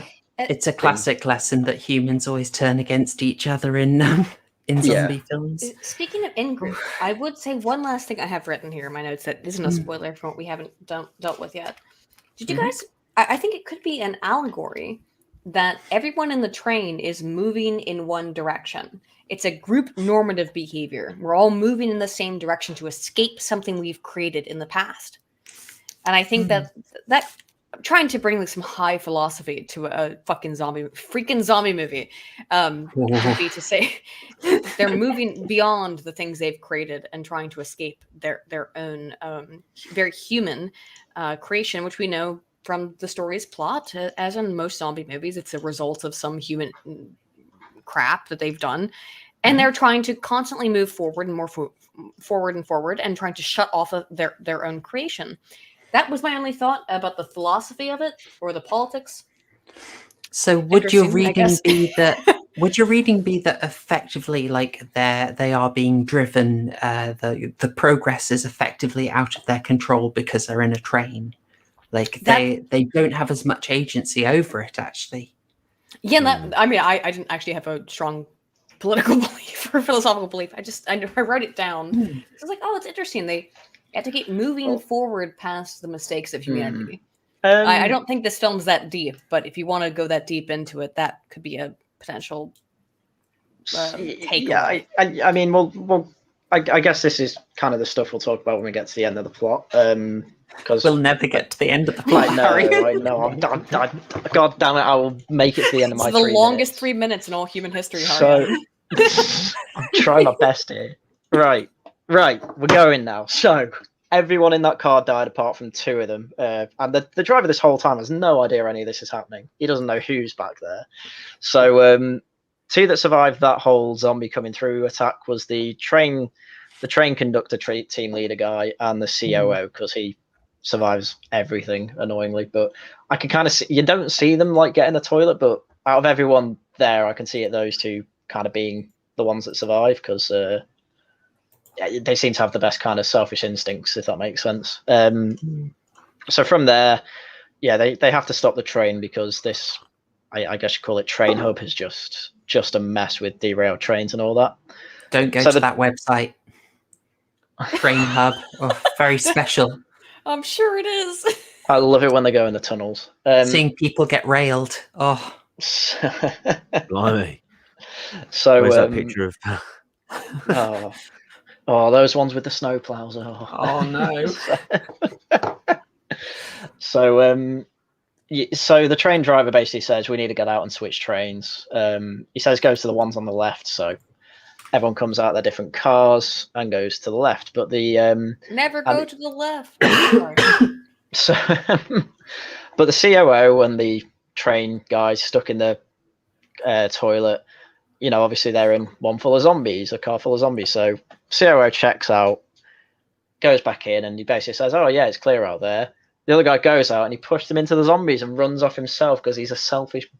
I loved this entire sequence, by the way. Yeah. This whole sequence was great, but I hate the guy.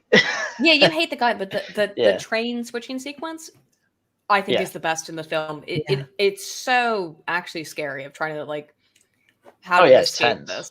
It's Very tense. great. Yeah. Fantastic. So It breaks it up again. Also, like this whole thing of like they're stuck on a train. How do you stop this being boring? And they've got another variation in there. yeah, because love the train conductor has kind of gone ahead because he's checking out trains. He sees zombies in one. He's like, nah, not that one. Yeah, and he makes it into one of the sheds on the left hand side on this screen, and there's basically single engine cars in there. So he finds one and starts going out. Well, while he does that, there's another one of those random cars coming towards where the trains have been derailed, going full speed and completely on fire. How the hell that's happening, I don't know. But is that really is that out of the ordinary for a zombie apocalypse? Probably not. So that happens. Actually, That I think that's the worst scene in the whole movie in terms of being a Z-Day-esque stupid scene where a flaming train comes down the tracks going catty corner. I'd argue that the woman randomly making it onto the train without being noticed, having a massive bite mark in her leg, is a bit more contrived, but it's not that bad. Have you ever been on a public train? I'm guessing Korea. you have. When I only I can believe it. I can believe it in England. In America, absolutely, that happens every day. So. Yeah, but this is Korea. I don't know about Korea, but America, that's a everyday sight. So. Oh yeah, no. Well, yeah. A junkie wobbles onto a train is a daily sight, at least in America. So I don't know. Oh yeah, no. Well, no. In Manchester, trains are just moving apartments with no rent. So Haryan would have been much happier with the Brilliant. scene if she'd cried out "World Star." Anyway. So, but the whole point of this flaming train coming through is that it derails one of the trains. People are all now in danger and people are split up now as well. So you've got homeless guy, jerk, child, and pregnant woman all together, kind of stuck under a train that's tipped over. And one of the support beams of, I don't know, train terminology. Basically, it's supported by this big metal strut, and it's still kind of falling. And there's a load of zombies on the other side of the the glass. All the trains are full of zombies. Yeah. Completely packed. Yeah, And basically. it's already the dilemma is super clear. They're trapped. There's one way out. That glass isn't going to hold. The film is established at 3 points already. Yes. Zombies are going to break through that. Good building, by the way. We know the zombies can break through glass if there's enough of them. It's goddamn tense, basically. But while that's happening, you've also got the two baseball pair. They're just trying to find their way to through that train, basically. So they open one door, go in, the other door's stuck. So he gets the break glass hammer out and starts trying to beat it, while the other girl's like, "Oh, hey, here's the COO. Hey, how you doing?" He's been chased the whole time by a zombie. Only one. Where does that zombie come from? Is it when he goes through a door? There's a couple in the car that follow him. Something like that. Anyway. So yeah, that's been following him, and as I said before, he just doesn't close doors behind him, so he's been chasing him. So oh my god, I noticed that too. It was like, he never does. So frustrating. It was frustrating. It was established before that he just never closes doors behind him, though. When he was even though there is a manual close on all these doors, that was also established. Doesn't do any of it. Yeah, but so why he does it isn't exactly clear, but he obviously never thinks of shutting doors. He just thinks of running. It's like, fine, that's a flight instinct.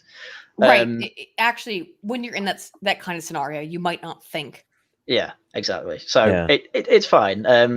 So he gets to here, and he just sees the girl, and she's like, oh my god, we're trying to get through. He just throws it to the zombie, and obviously the guy here is trying to break the glass, and then he notices it after kind of the COO makes gets attention. Then he just takes the thing off him, and the baseball guy's then trying to get the zombie off, and then he closes the door, and he's just there in the scene we saw, just trying to cradle her as she's dying, basically. While the COO escapes. And would you say that's her getting patrolled? It's like I realized I She's didn't. actually been a very good character up until this point. Yeah. So I don't think she actually needed to be thought patrolled. I Yeah. thought she would have been far earlier on, but she was actually, look at my notes, she was a very good character actually throughout the film. Yeah, she wasn't overplayed at all. Mm-hmm. She was so well judged. I liked it, but I do feel like this death is so harsh. I kind of expect these guys to make it. It felt so harsh that they offed them. It felt a bit underwhelming.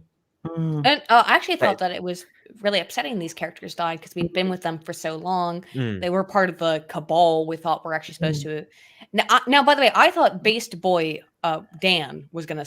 Okay, when I was watching this with my fiance, he said immediately, "Based boy is gonna die," and I said, "No, he's too cool," and he was like, "No, he's gonna die," and he was correct. He actually called it completely. He said he'll get bit and he'll sacrifice himself, and he was completely correct. Your strongest guy usually gets taken out in a heartbreaking way. Yeah. It's I think the trope is called the Worf effect. But this is such an odd one because these two are, if like the message of the film is community, family, togetherness. You've got to sacrifice yourself for the people in your community who need protecting, the women, the children. But these are like the young people.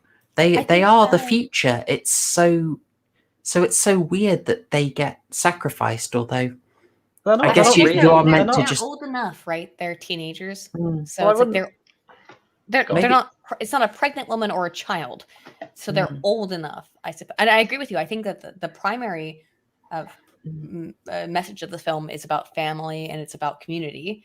I do believe that, but they're a little bit older. Yeah, so I guess maybe that's why they were sacrificed. Do you think it's possibly just to allow us to feel the tragedy? Like it's particularly wrong that these guys died. Also, I think that's probably correct. Yeah. Yeah. It's to nail the point home as well. The COO is a complete C word. he's absolutely the most selfish twat imaginable. And CEO of bastardry. Absolutely. Yes. C stands for something else in his name other than corporate. Well, I think the scene's mainly here just to be really tragic more than anything. The message behind it is selfish people don't care about whether they're young or old enough, as you say. They just don't care about other people, and they will let them die without a second thought. You also notice if this were American, he'd have to put her out of her misery. He doesn't do that here. And again, like base Dan, he's not killed grisly. He's just killed and slightly moved off screen. And you're quite distant from it. Yeah. You're not meant, so think from the director's point of view, when you're meant to feel this, you're meant to feel the tragedy. You are not voyeuristically looking in on him being torn to pieces.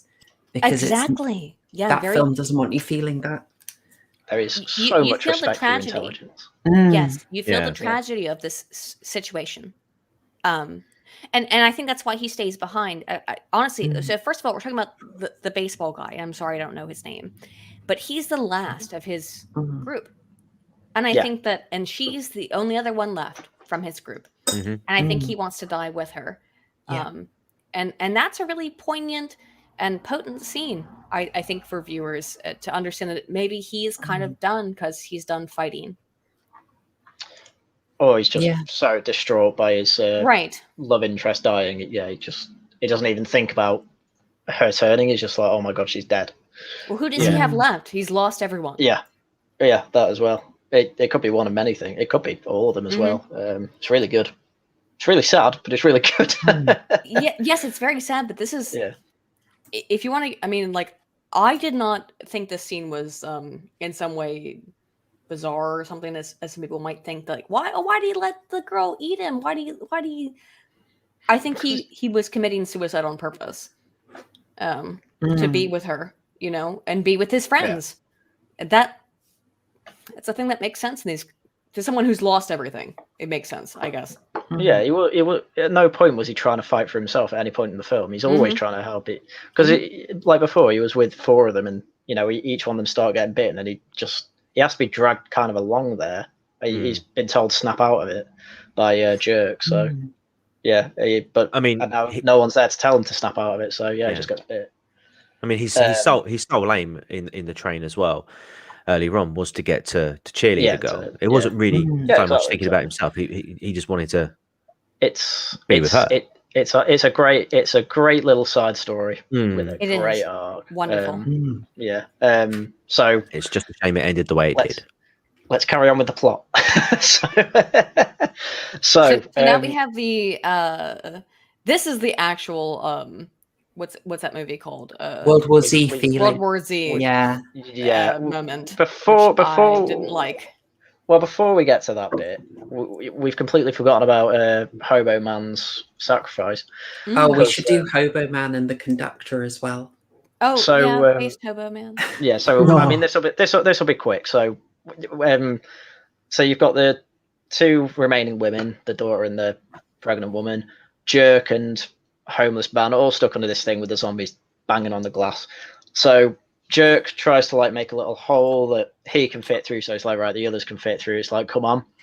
One of the glass panes breaks, and Hobo Man's like, right, I've got nothing else to live for. Let's protect the girls. So he goes over, puts like a bar in the way, and tries to hold it from the zombies coming through. And he's like, go, go, go, go, and everyone escapes. And yeah, when that happens, all the glass breaks when they escape, and the whole tray just falls on them all. He's not getting out of that. Even if he did survive the train falling on him. It's such a great scene, though. It is. That train falling over scene, so good, fantastic. It is exactly. But yeah, the kind of the hobo dying doesn't have as much meaning as anyone else, though, which is it does. The problem is that it's so fast. Yeah, it's as much appreciation as Chad, you know. Yeah. I think I just felt his desperation as well, though. He sold me on it. Like, this is all just down to this understandable urge of, in that scenario, you know what you have to do. You've got to let the women. You've got a pregnant woman and child. You know what he's responding to something that is so relatable, even though they don't know each other. Even though like they're worlds apart socially, he knows what he has to do and he does it. And there's that desperation in his face. I found that so moving. Really worked for me. I mean, but that's how men within all societies, male humans are. They will do that kind of stuff. I mean, not all of them, obviously, but that's built into the male psychology. Is to be like, it's to throw yourself off of the Titanic so the women and children can survive, and that it's the same scenario, it's the same phenomenon here. Exactly. That men have this psychological, and it's evolutionary, built into the male psychology to do that, to protect the propagation of the human species. And it's beautiful, man. It's really emotional. Yeah, and like as you say with the Titanic, you know, the men aren't being told to swim for their life because they're expected to swim 100 miles to America. Right. It's a really sacrificial thing. Or to get into a inflatable boat and go to UK. Yeah, exactly. So in fairness, it's that of France. So. And then but then you've also got the train driver bit where, you know, you've got the train's going off quite slowly. He sees the COO running and he's like, oh, he might be the only other person left. I'll go out to try and save him because he trips over one of the... Well, he's kind of he has been up until this point pretty cool. But he gets too afraid at the end and he bitches out, essentially. I kind of like the conductor's sense of duty, though. He does. He does have a sense of duty. He did this stuff the whole time. He didn't waver until this point. And then he kind of... Well, the ankle roll is horrific as well. Oh my god! Yeah. Actually, that was probably for me the worst part of that film in terms of agree. Like, just gore. It was just the no, because gore you can mythologize and fantasize, but when someone like just trips and rolls their ankle and you know they've broken it, that stuff's you way felt worse. That, didn't you? Yeah, you feel it as a normal human who hasn't been eaten by zombies, right? So that gets the train conductor. He just gets pounded. Well, there's a zombie on him that's not quite bitten him yet, and he's like, "Help me" to the COO, and the COO's like, "Nah," runs off. What a dick. Yeah, exactly. So he runs to the train, and then the two girls and Jerk then also run to the train, and then you get this World War Z bit, which I can believe this. I didn't like it though. It was my least favorite part of the entire film. All the Oh, zombies hanging onto the back of the train. I mean, It's a they did bit fall off much, isn't eventually, it? but it was a bit silly. Yeah. Well, It's a bit much. It's a hard sell, basically. At this point, I'm so invested in the characters, I don't care so much. But I did not like this scene, and I even wrote down like, this is stupid. But they fall off because their silly zombie arms, which are rotting, can't hold on to the train.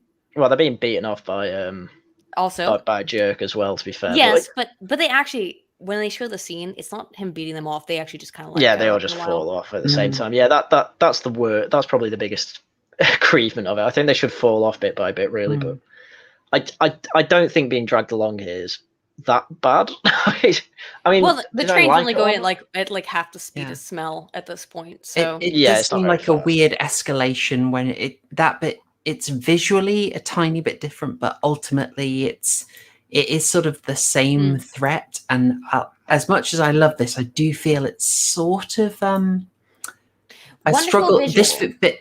It's a good visual, but it sort of drags for me a bit because I think we're down to the main because they're conflict, which dragging is the train, this, I right? get it. Sure. It's like we're past the zombie crowd at this point. This is the final this is the best conflict. scene. The best scene, Yeah, in my opinion. The finale. No, that's fine. So they're all on, and Jerk thinks, "Oh, we're done. We're gonna make it to Busan." Goes to near the front, and then the COO bursts through, clearly infected but not turned yet. I was kind of screaming at the screen at this point, saying, "Push him off!" Yeah, even if he was a identical. person, Same even if he was a person, it's like, push him off. He deserves it. You know, he's a massive C word, but he doesn't. He waits for him to turn for God knows what reason. Then there's a bit of a fight on it. But I mean, before we get into that, I would have rather that they just have a fight of them both being human, because I really want to see. I really want to see him as a human get his comeuppance would that have been way. far better having Dick and COO debate the morality. Would have been far better than the zombie fight. In the anti-censored debate, I'll take it. Well, you know what I mean. Like them just fine. have just a couple words back and forth before he No, becomes mate, like well, the full zombie. Okay, I get that. Yeah, but he just kind of says, "Oh, I'm sad because I know I'm turning," and he just kind of stands there blankly with a straight face. It's like, oh no. And then he then turns, and then there's this fight. And I think it was before where you said, "Oh, why is he putting This his was the fist in thing his where mouth?" he put his fucking. Sorry. It's fine. I'm so angry about this that it literally made me mad. It's so heartbreaking, isn't it? This didn't have that to. He shoved his hand in his mouth. Yeah. What are you doing?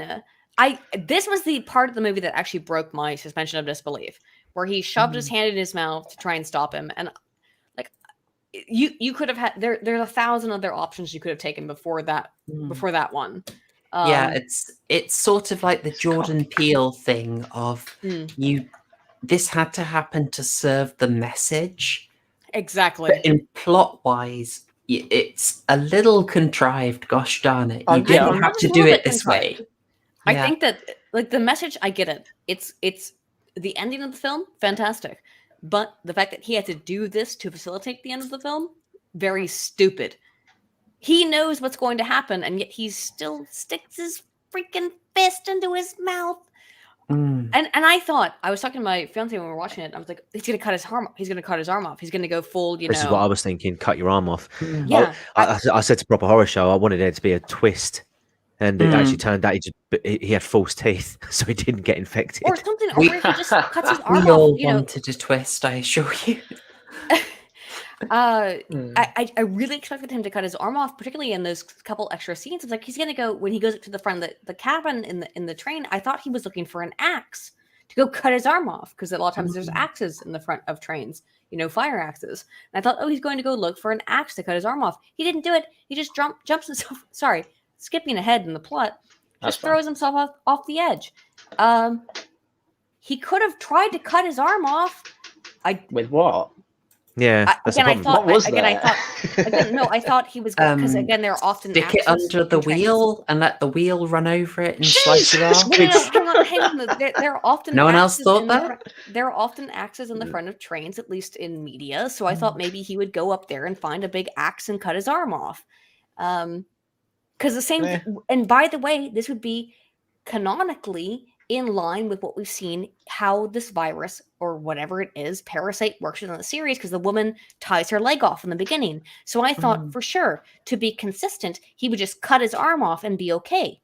Well, I mean, not gonna be great. You cut your arm off, but I really expected that. I was actually kind of expected that, and I was kind of disappointed that it didn't go in that direction. I mean, but it was very emotionally cathartic either way. So I Oh can't yeah. complain. Oh yeah, fine. The girl finally wants a dad, after he's gonna die, like Yeah. typical woman. She's Right. imparted the lessons to She's a him. girl, She's not a brought woman. it round. Oh, Aydin, he doesn't know 90s pop acts. We've tried. You weren't here for the Destiny's Child saga. I don't know. I still don't know who they are. Beyonce Gate, yeah. But speaking of a child with a destiny, Sue Ann here. Wait. Bruh. Sorry, guys. Yeah, I mean, this is a bit where your heart has Suan to is get the only stamped character on. whose name I actually know in this entire film. Oh, It's because it Yeah. sounds like it sounds like Susan. That's how I remembered it. Oh, Still she's call her Mm. daughter. a sweet girl. hmm. didn't do This anything. is such good acting. It's yeah. she's absolute heartbreaker. Such Oh, a it killed me. heartbreaker. It killed me. The only thing that this scene was missing, and I said this to Proper Horror Show in private, she's like, don't go, and he ends up like really like harshly pulling away from her and then just leaving. What I think could have been better is if he turned around to her and said what he said in the car right at the beginning of the film. Oh. You know, I may not always, you may not always see me, but I, Yeah. whatever it was he said, and that was- then that was- and then go. Oh, Oh, that was wow, kind of that would have like- been great. Yeah, it's in your head. But at the beginning, that would've been so at the good. beginning, he says it as more of an excuse. Like she's like, why weren't you there? Oh, But actually, at that moment, it would have had like some form of genuine meaning. Oh, that- TCG, well, that is such a Yeah. good call. That It's- is fantastic. It is fantastic. I wonder, I don't know enough Korean. I wonder if he did say something like that, or it's an analogous statement that's not brought through the subtitles. Translation. Yeah. Maybe. I'd have to actually look into it now, because that's But I mean, she remembers it though. I mean, but when we'll get to that. that's an incredible observation, though. There's something that very obliquely pays it off, if that helps.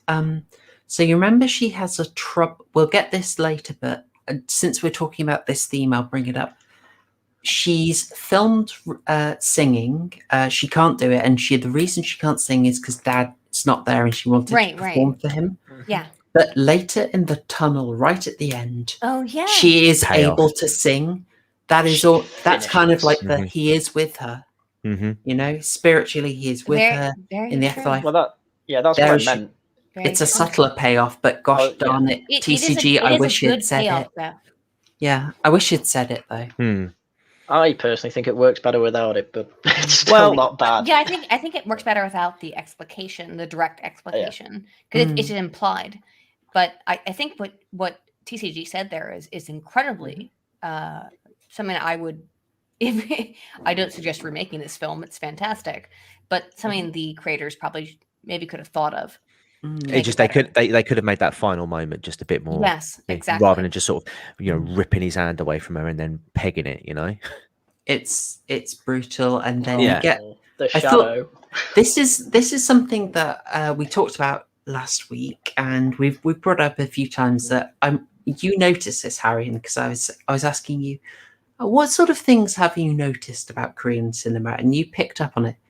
Korean cinema is not afraid to go really, really big on emotions in like a huge way. And if we're talking about horror films that do this, very few Korean will hit you film- in the emotions that much. Korean horror films, very emotional, all of them, hyper emotional. Korean cinema in general is hyper emotional to a way that if people in the West aren't familiar with it, Korean cinema is like make you cry the genre all of it's meant. All of it, Yeah. even like the positive stuff, is hyper emotional and very, very, very, very much related to making people get upset and crying and being cathartic, I think is the right way to say it. Catharsis. Yep. Yeah, I mean everything. Like try that. I've mentioned it so many times now. I want you guys to see this Brotherhood Taigukki Don't Cry challenge. Impossible. It's so good. You will. I Be haven't in seen tears. this, so I will take this challenge. Go for it. Brotherhood, amazing film. I have no qualms about crying because I'm a woman, but whatever. I was gonna say I've never cried because I'm not a woman, but All right. So, and there's another thing that we're seeing here again. Let's again contrast the Korean approach, contrast with the American or Western approach. He does not die in a grisly way. You're not meant to be don't see voyeuristic. You're not meant to have any satisfaction from a bit of the old claret and burgundy coming out on the train tracks. You just see him in relief, and in a way, just the fact that the fact that he's a silhouette there is sort of showing that it's a more symbolic, it's more archetypical. He is at this point, he is basically the father sacrificing for his children. yeah, It's ultimately this was the lesson for he the had to learn. children, but for the next generation, for the pregnant woman Absolutely. as well, which is yeah. the male position. Not just that he is expressed, but that our Chad boy has expressed as well, which is that Yeah. the male position within society is to protect pregnant women and children. And This film is deliciously moral. It is. I love it. I love it. Yeah, it's and as we brought up before, you've not got the women being like trying to be the Chad, like being like, oh, the man needs the woman to save them, like how Disney did a little animation to try and retcon that.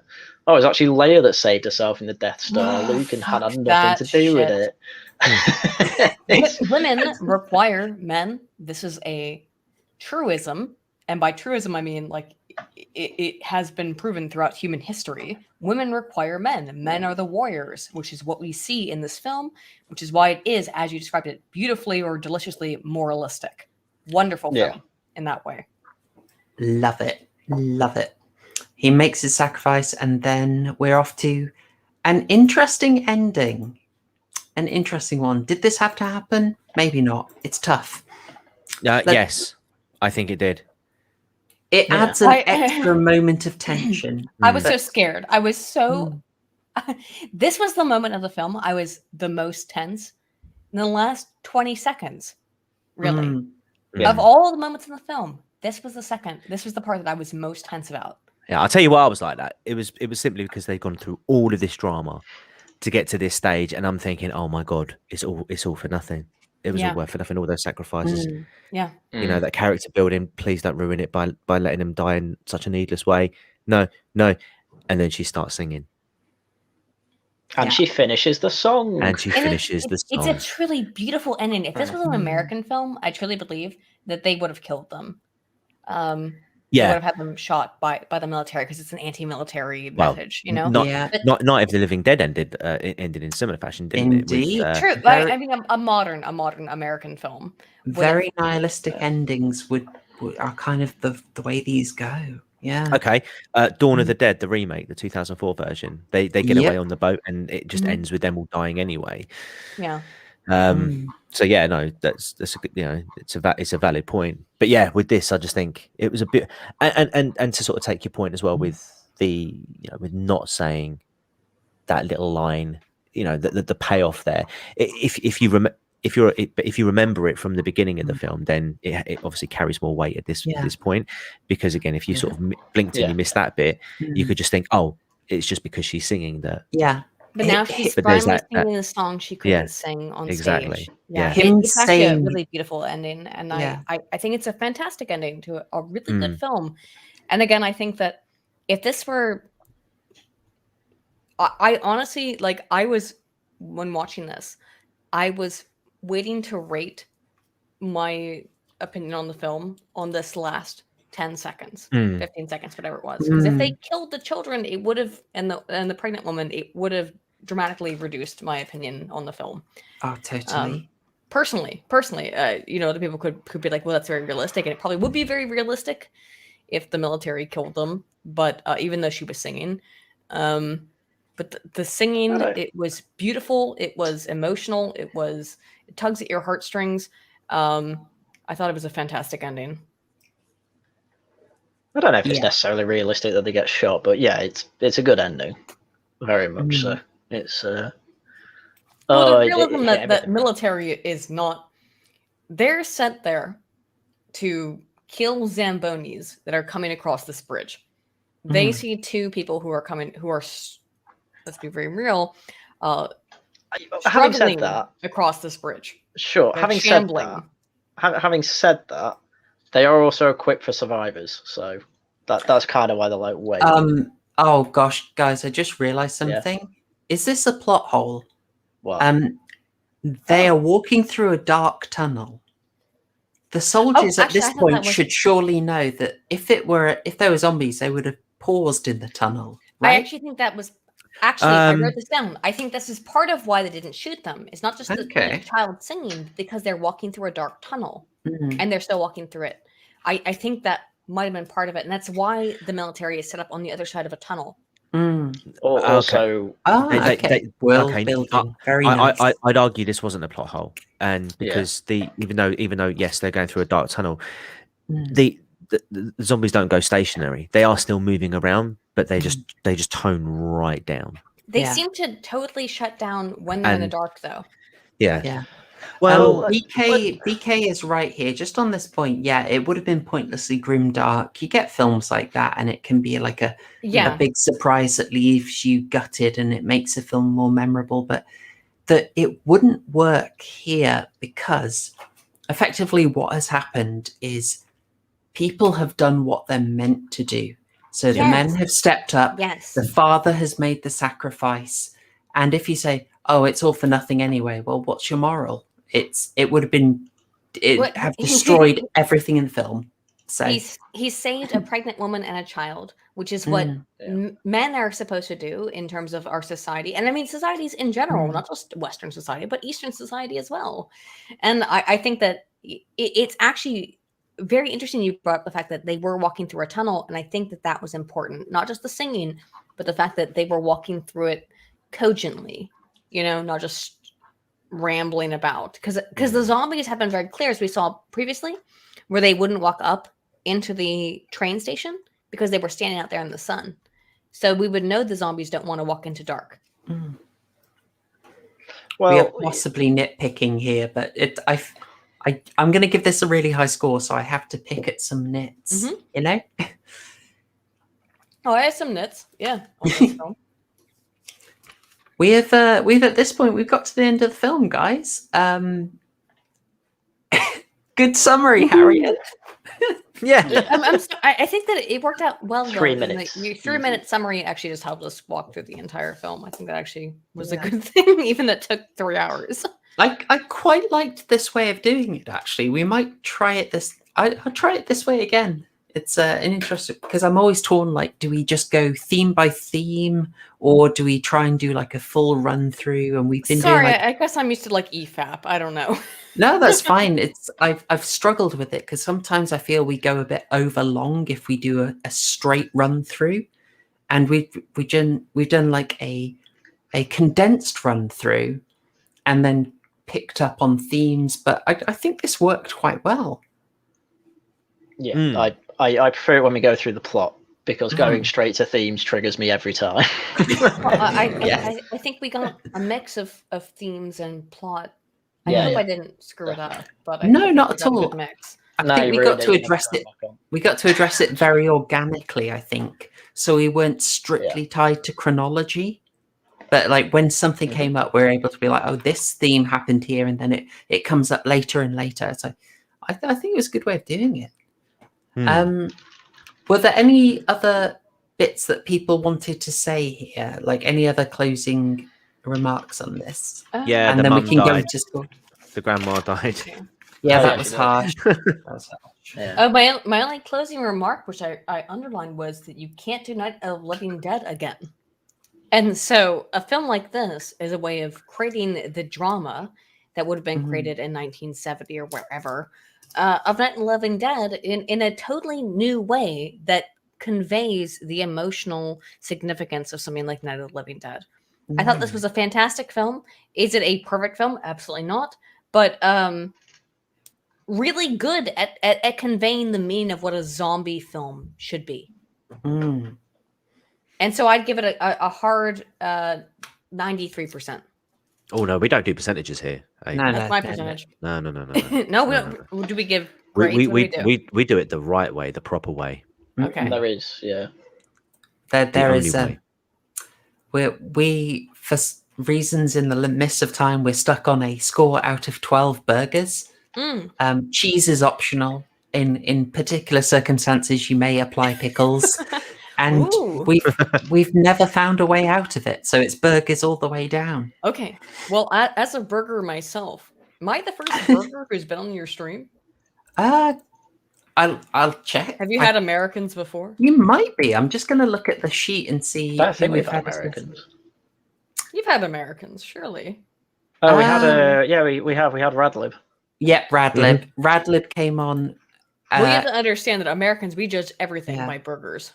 So 93% is 11.16 burgers. I don't know that. No, you're doing a conversion. I don't understand. By the way, chat, get your scores in now while we're doing the summaries. We'd always like to know what you thought if you managed to see the film. So yeah, that sounds. If you want to give your score in burgers, that'd be pretty nifty. Are we talking an 11 burger score? What's the burger rating? What I don't even know what's the uppermost? What's the upper echelon of burgers? And what's the 12. lower echelon? 12 is So the 12 most burgers. So 12 is the most burgers. Okay. You can have more than 12 burgers. You'd die. You'd literally die. The 13th burger is immoral. Absolutely. You know what? I'm not going to talk some shit about American freaking food, because I found out today what is it called? A Megan pea soup thing. I can't remember what it's called. I think I posted ham and pea soup. No, it's like a burger.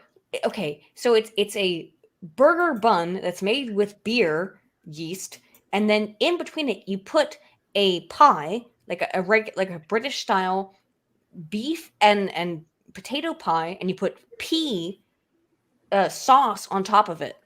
That's disgusting. Oh, no! This is something they do in the north, apparently.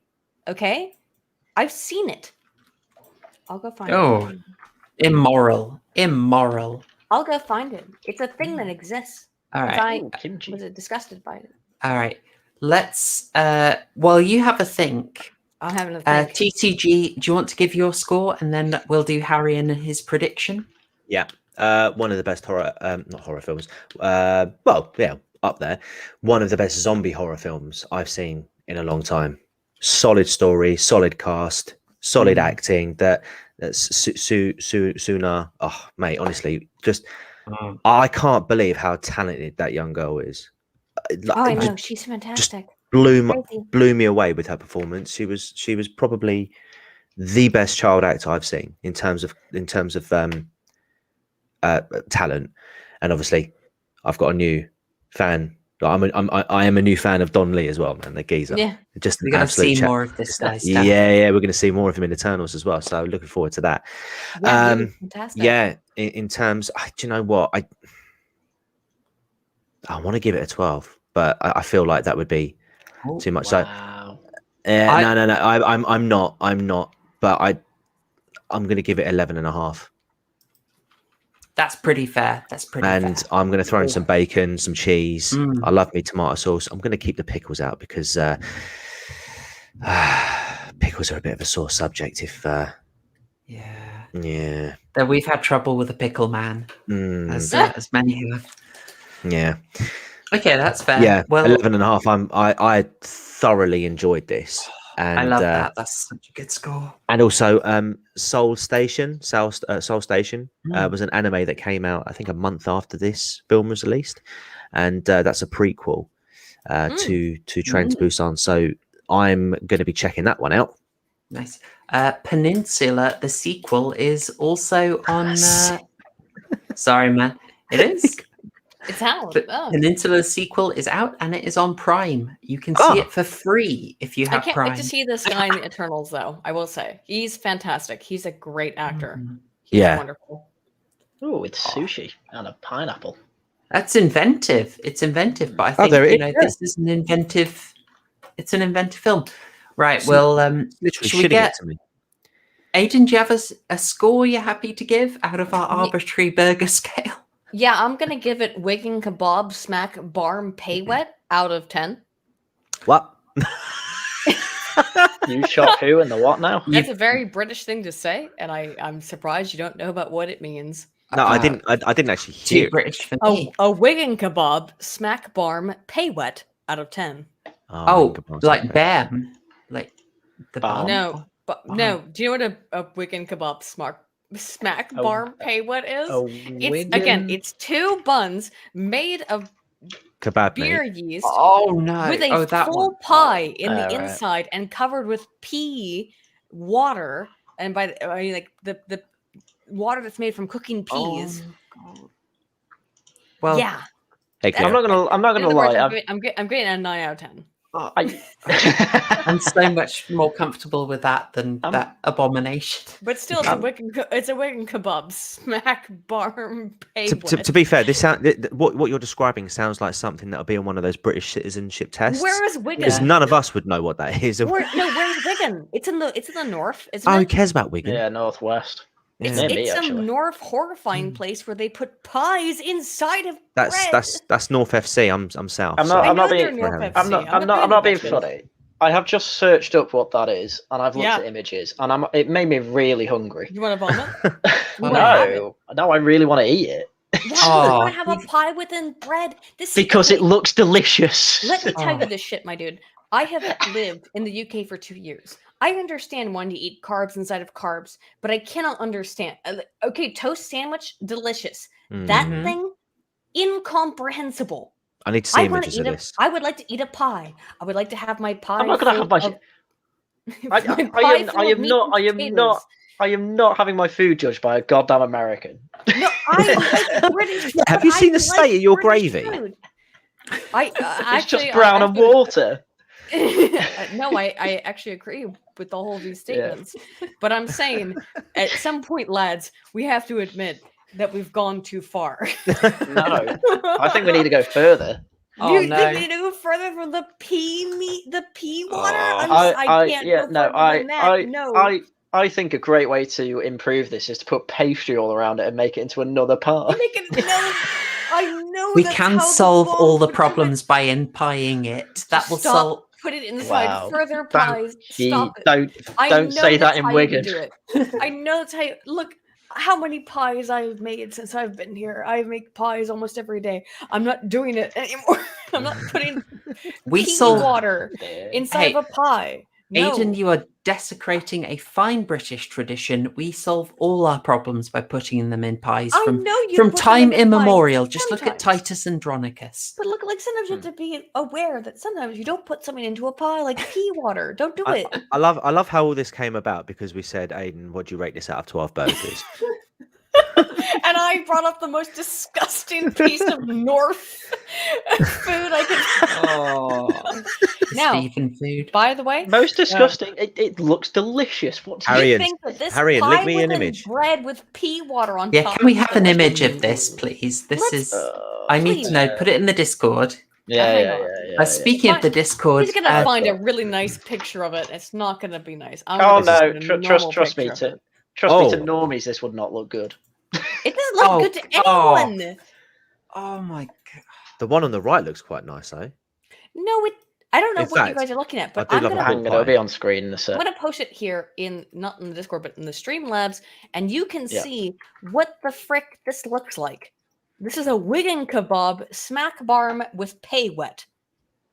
Ugh. So what pay wet means is the That's water the same that comes off picture. of cooking. Oh, is it the same picture? Yeah. But normally you would put that pay wet on top of the other burger that has the pie. Why would you put a pie? in Whoa! between? It's not a burger. It's No, a it's This is bar. so wrong. I hate Wrong, everything about honestly. this. It's disgusting. It's awful. It's You're all- seriously a crime against You're all a humanity. I bunch. hate it. You're all a bunch of fucking Southerners. I'm not trying to. Oh, I'm Haryan. I'm a southerner. Family stream. I'm sorry. Shut your I'm mouth. sorry. In the north, do you eat this? I've never had one. I've never even heard of it, but it So looks good. see, even the northerner hasn't eaten it apparently. I've not been to Wigan, to be fair. I go to, but I avoid. But I'm gonna go now that I know they serve this. Like I'm I'm literally gonna- as far south as it goes in the UK, and hell no. I'm purifying man. this stream now. This stream is now purified. Oh, Queen. There That- we go. Oh, a cute Asian waifu. There we I go. mean, I would try the one on the right, and I'll definitely have a go at that pie as well. I'm just Why saying. are you doing? Why? Nice. Why? Nice. Because why not? That I crying guess guy. that's It is now time for Oh, yeah, we're Haryan's doing score. scores. Would you care to read out the prediction? No. No, I say my one first. Oh, sorry, I also, Haryan, I give your also score. give a Sorry. conclusion. Yeah. So go on. this film is very tightly written. There's a lot of very clever kind of plot points in it. There's also very clever, neat picky things, I guess I'll say. Few plot contrivances here and there. Overall, every arc is pretty on point. Quite a few of the action scenes, it's kind of like, how the hell do you survive that? Some zombies tend to disappear from screens, from like where they land when they fall out of windows and things like that. It could be more tight on those areas, but ultimately a great film that I fully recommend. 10 burgers out of 12. In terms of cheese, well, yeah, no cheese, because cheese I give to films that don't take themselves seriously, and this one does, and it absolutely should. So there you go. 10 out of 12. 10 out of 12. Right. Go on. Righty. Haryan prediction. Well, all bullshit. Oh, No, I'm Righty. saying Oh, this no. 10 out of 12 burger. I don't get it. well, it's just eight. I will give mine. I will give my position on this film. 99. I'll give it a 90 out of 100 Wigan kebabs. Right, there we go. Nice. Okay. You're missing So- my moment of glory. Go Well, on, then lay the in which smack case, down. I'll give it Prediction. 363 out of 369 Epsteins. Anyway, Harry Haryan 69. prediction. Frank me. 10 out of 12. Beautiful. Nailed Cheese it. and Fantastic ketchup. film. I don't Haryan- think it's a perfect film. I don't think Ooh. it's a perfect film. I think it's a good 9 out of 10. That's my Yeah. position. Yeah. Haryan isn't convinced that Suan is so adorable that she's worth 3 points by herself, but I have to try. He'll being justifiably annoyed by the inconsistent transformation times, but overall, he No, will it's really fine. enjoy the film. I'm unsure if he'll be bothered by the very low-key music, the unnecessary zombie deer at the start, how excessively villainous the CEO is, the high school couple dying at the end. Overall, they won't cost more than a point or two. This single-handedly redeems K-horror in his eyes, and he accidentally reveals that he listens to Girls' Generation and or BTS. I've heard more Destiny's Child than whatever the hell that is. I think I was relatively close on that prediction. I think got you're the bang score. on. It's interesting you brought up the inconsistent kind of transformation times. I actually thought they were quite consistent in terms of, you get bit in the neck, you change straight away. You get bit kind of on a limb or a hand or something, it takes a while. And I'd say it was about the same amount of time for each. I wasn't timing it, obviously, but it wasn't. I'd say it was consistent for kind of how it worked. In my head, it was just the closer to the brain you're bitten, the quicker you transform. So, yeah, that's all I had to say on that. But yes, very Nice. good film. That is Awesome. my Fantastic. conclusion. Great story. Yeah. Stupid And, fucking door. I have put literally a coat in front of it and like a pound of water in a bottle. Maybe give it one of those pie wet am things and it will behave. It's the UK wins here. It's Maybe too if you strong. like tie it with a whole bunch of ties and coats. I've seen that work if on I tied some it, it might doors. be- Yeah. Well, real quick before we hang up, at one point the door got stuck, and my fiance had to literally kick the door down. So that's why it has no longer any like normal door mechanism. Oh, Because I got stuck in my computer room. But I will say, fantastic film. I'd say a solid 9 out of 10. If I was going to recommend any zombie movie to somebody, I'd say this would be among the top 5. Great film. Excellent work from all of the actors involved. It's emotional. It's it's well constructed. It's great. I think truly Train to Busan, one of the best zombie films I've ever seen. I think that's an absolute winner for me. I think you've all said it all. Mostly, I'm just going to say, I could have taken a bit more music. I like more music, but mostly I love the good messaging here. It's honest. It's relatable. I liked the lack. Got me in the feels. And Yeah. so for me, I'll round off. It's an 11 out of it's probably a 10.5 to an 11 for me. The only reason it'd be higher, but it doesn't have Tony Todd. So, Wait, what's that out of 11.5 out of what? 15? Out of 12. 12. Oh, Okay. you know what? It's an 11. I could recommend this to everyone. There's a great big agree. pickle in it. This is an over. I was suggested this film years ago, and I didn't watch it because, we spoke about before the stream, that I don't watch like mainstream films often. This is a film I would recommend to everybody. It's great. It's just a great film. Yes. Dong Seok is the boss. Absolute Chad. And okay, right. Well, that is pretty much all wrapped up. Just closing business here. We finished our career arc. You've got some recommendations for where to go, and our next arc is going to be Clive Barker. We're going from a sort of area of film production into a specific horror creator. There's going to be I love Clive Barker. This should be a good one. We'll kick off with Hellraiser, but first, Fantastic. Between every arc, we are having an audience choice. I believe it is currently between Shadow in the Cloud, a 2021 that we reviewed the trailer of and thought it looked quite mad. Oh, hilarious. And would be a laugh. And The Frighteners, I am going to put out from 1995. It's a very weird film, to be It's fair. totally overlooked, though. I've kind of got a thing for so many of the films that are just overlooked and no one's talked about for years. Yeah, definitely check out The Frighteners. It's weird, but I actually think it's an okay film. Yeah. There'll be a poll out tomorrow, guys. Vote in the poll. Where can you do that? You can do it on my Twitter. Yay. You can do it there. Follow me there. You will get all the news about the channel and you can vote on the polls. That's currently the best way we have of voting. It will go out tomorrow. So I have been editing a stupid amount with Annette recently because there's a lot of videos coming out. Can't say when they're dropped because these are more intensely edited. But more stuff is coming, and by tomorrow after the voting, we should be able to tell you what the audience choice is for next week. So I will now just turn to thanking my guests. Aydin, thank you so much for coming on the stream. Oh, thank you for having me. Hey, you're fantastic on this. I don't know about that, but thank you anyway. It's great. It's great being able to talk about horror in depth and like the messaging, the plot, the details. It's been good, and also the recommendations are fantastic as well. Sorry for my autism. This is very pro autism. Did you see all the Super Nanny? trying to get Mauler on. I don't want to. We've been on for 3 hours. It could be way worse. It's longer than the film, but only barely.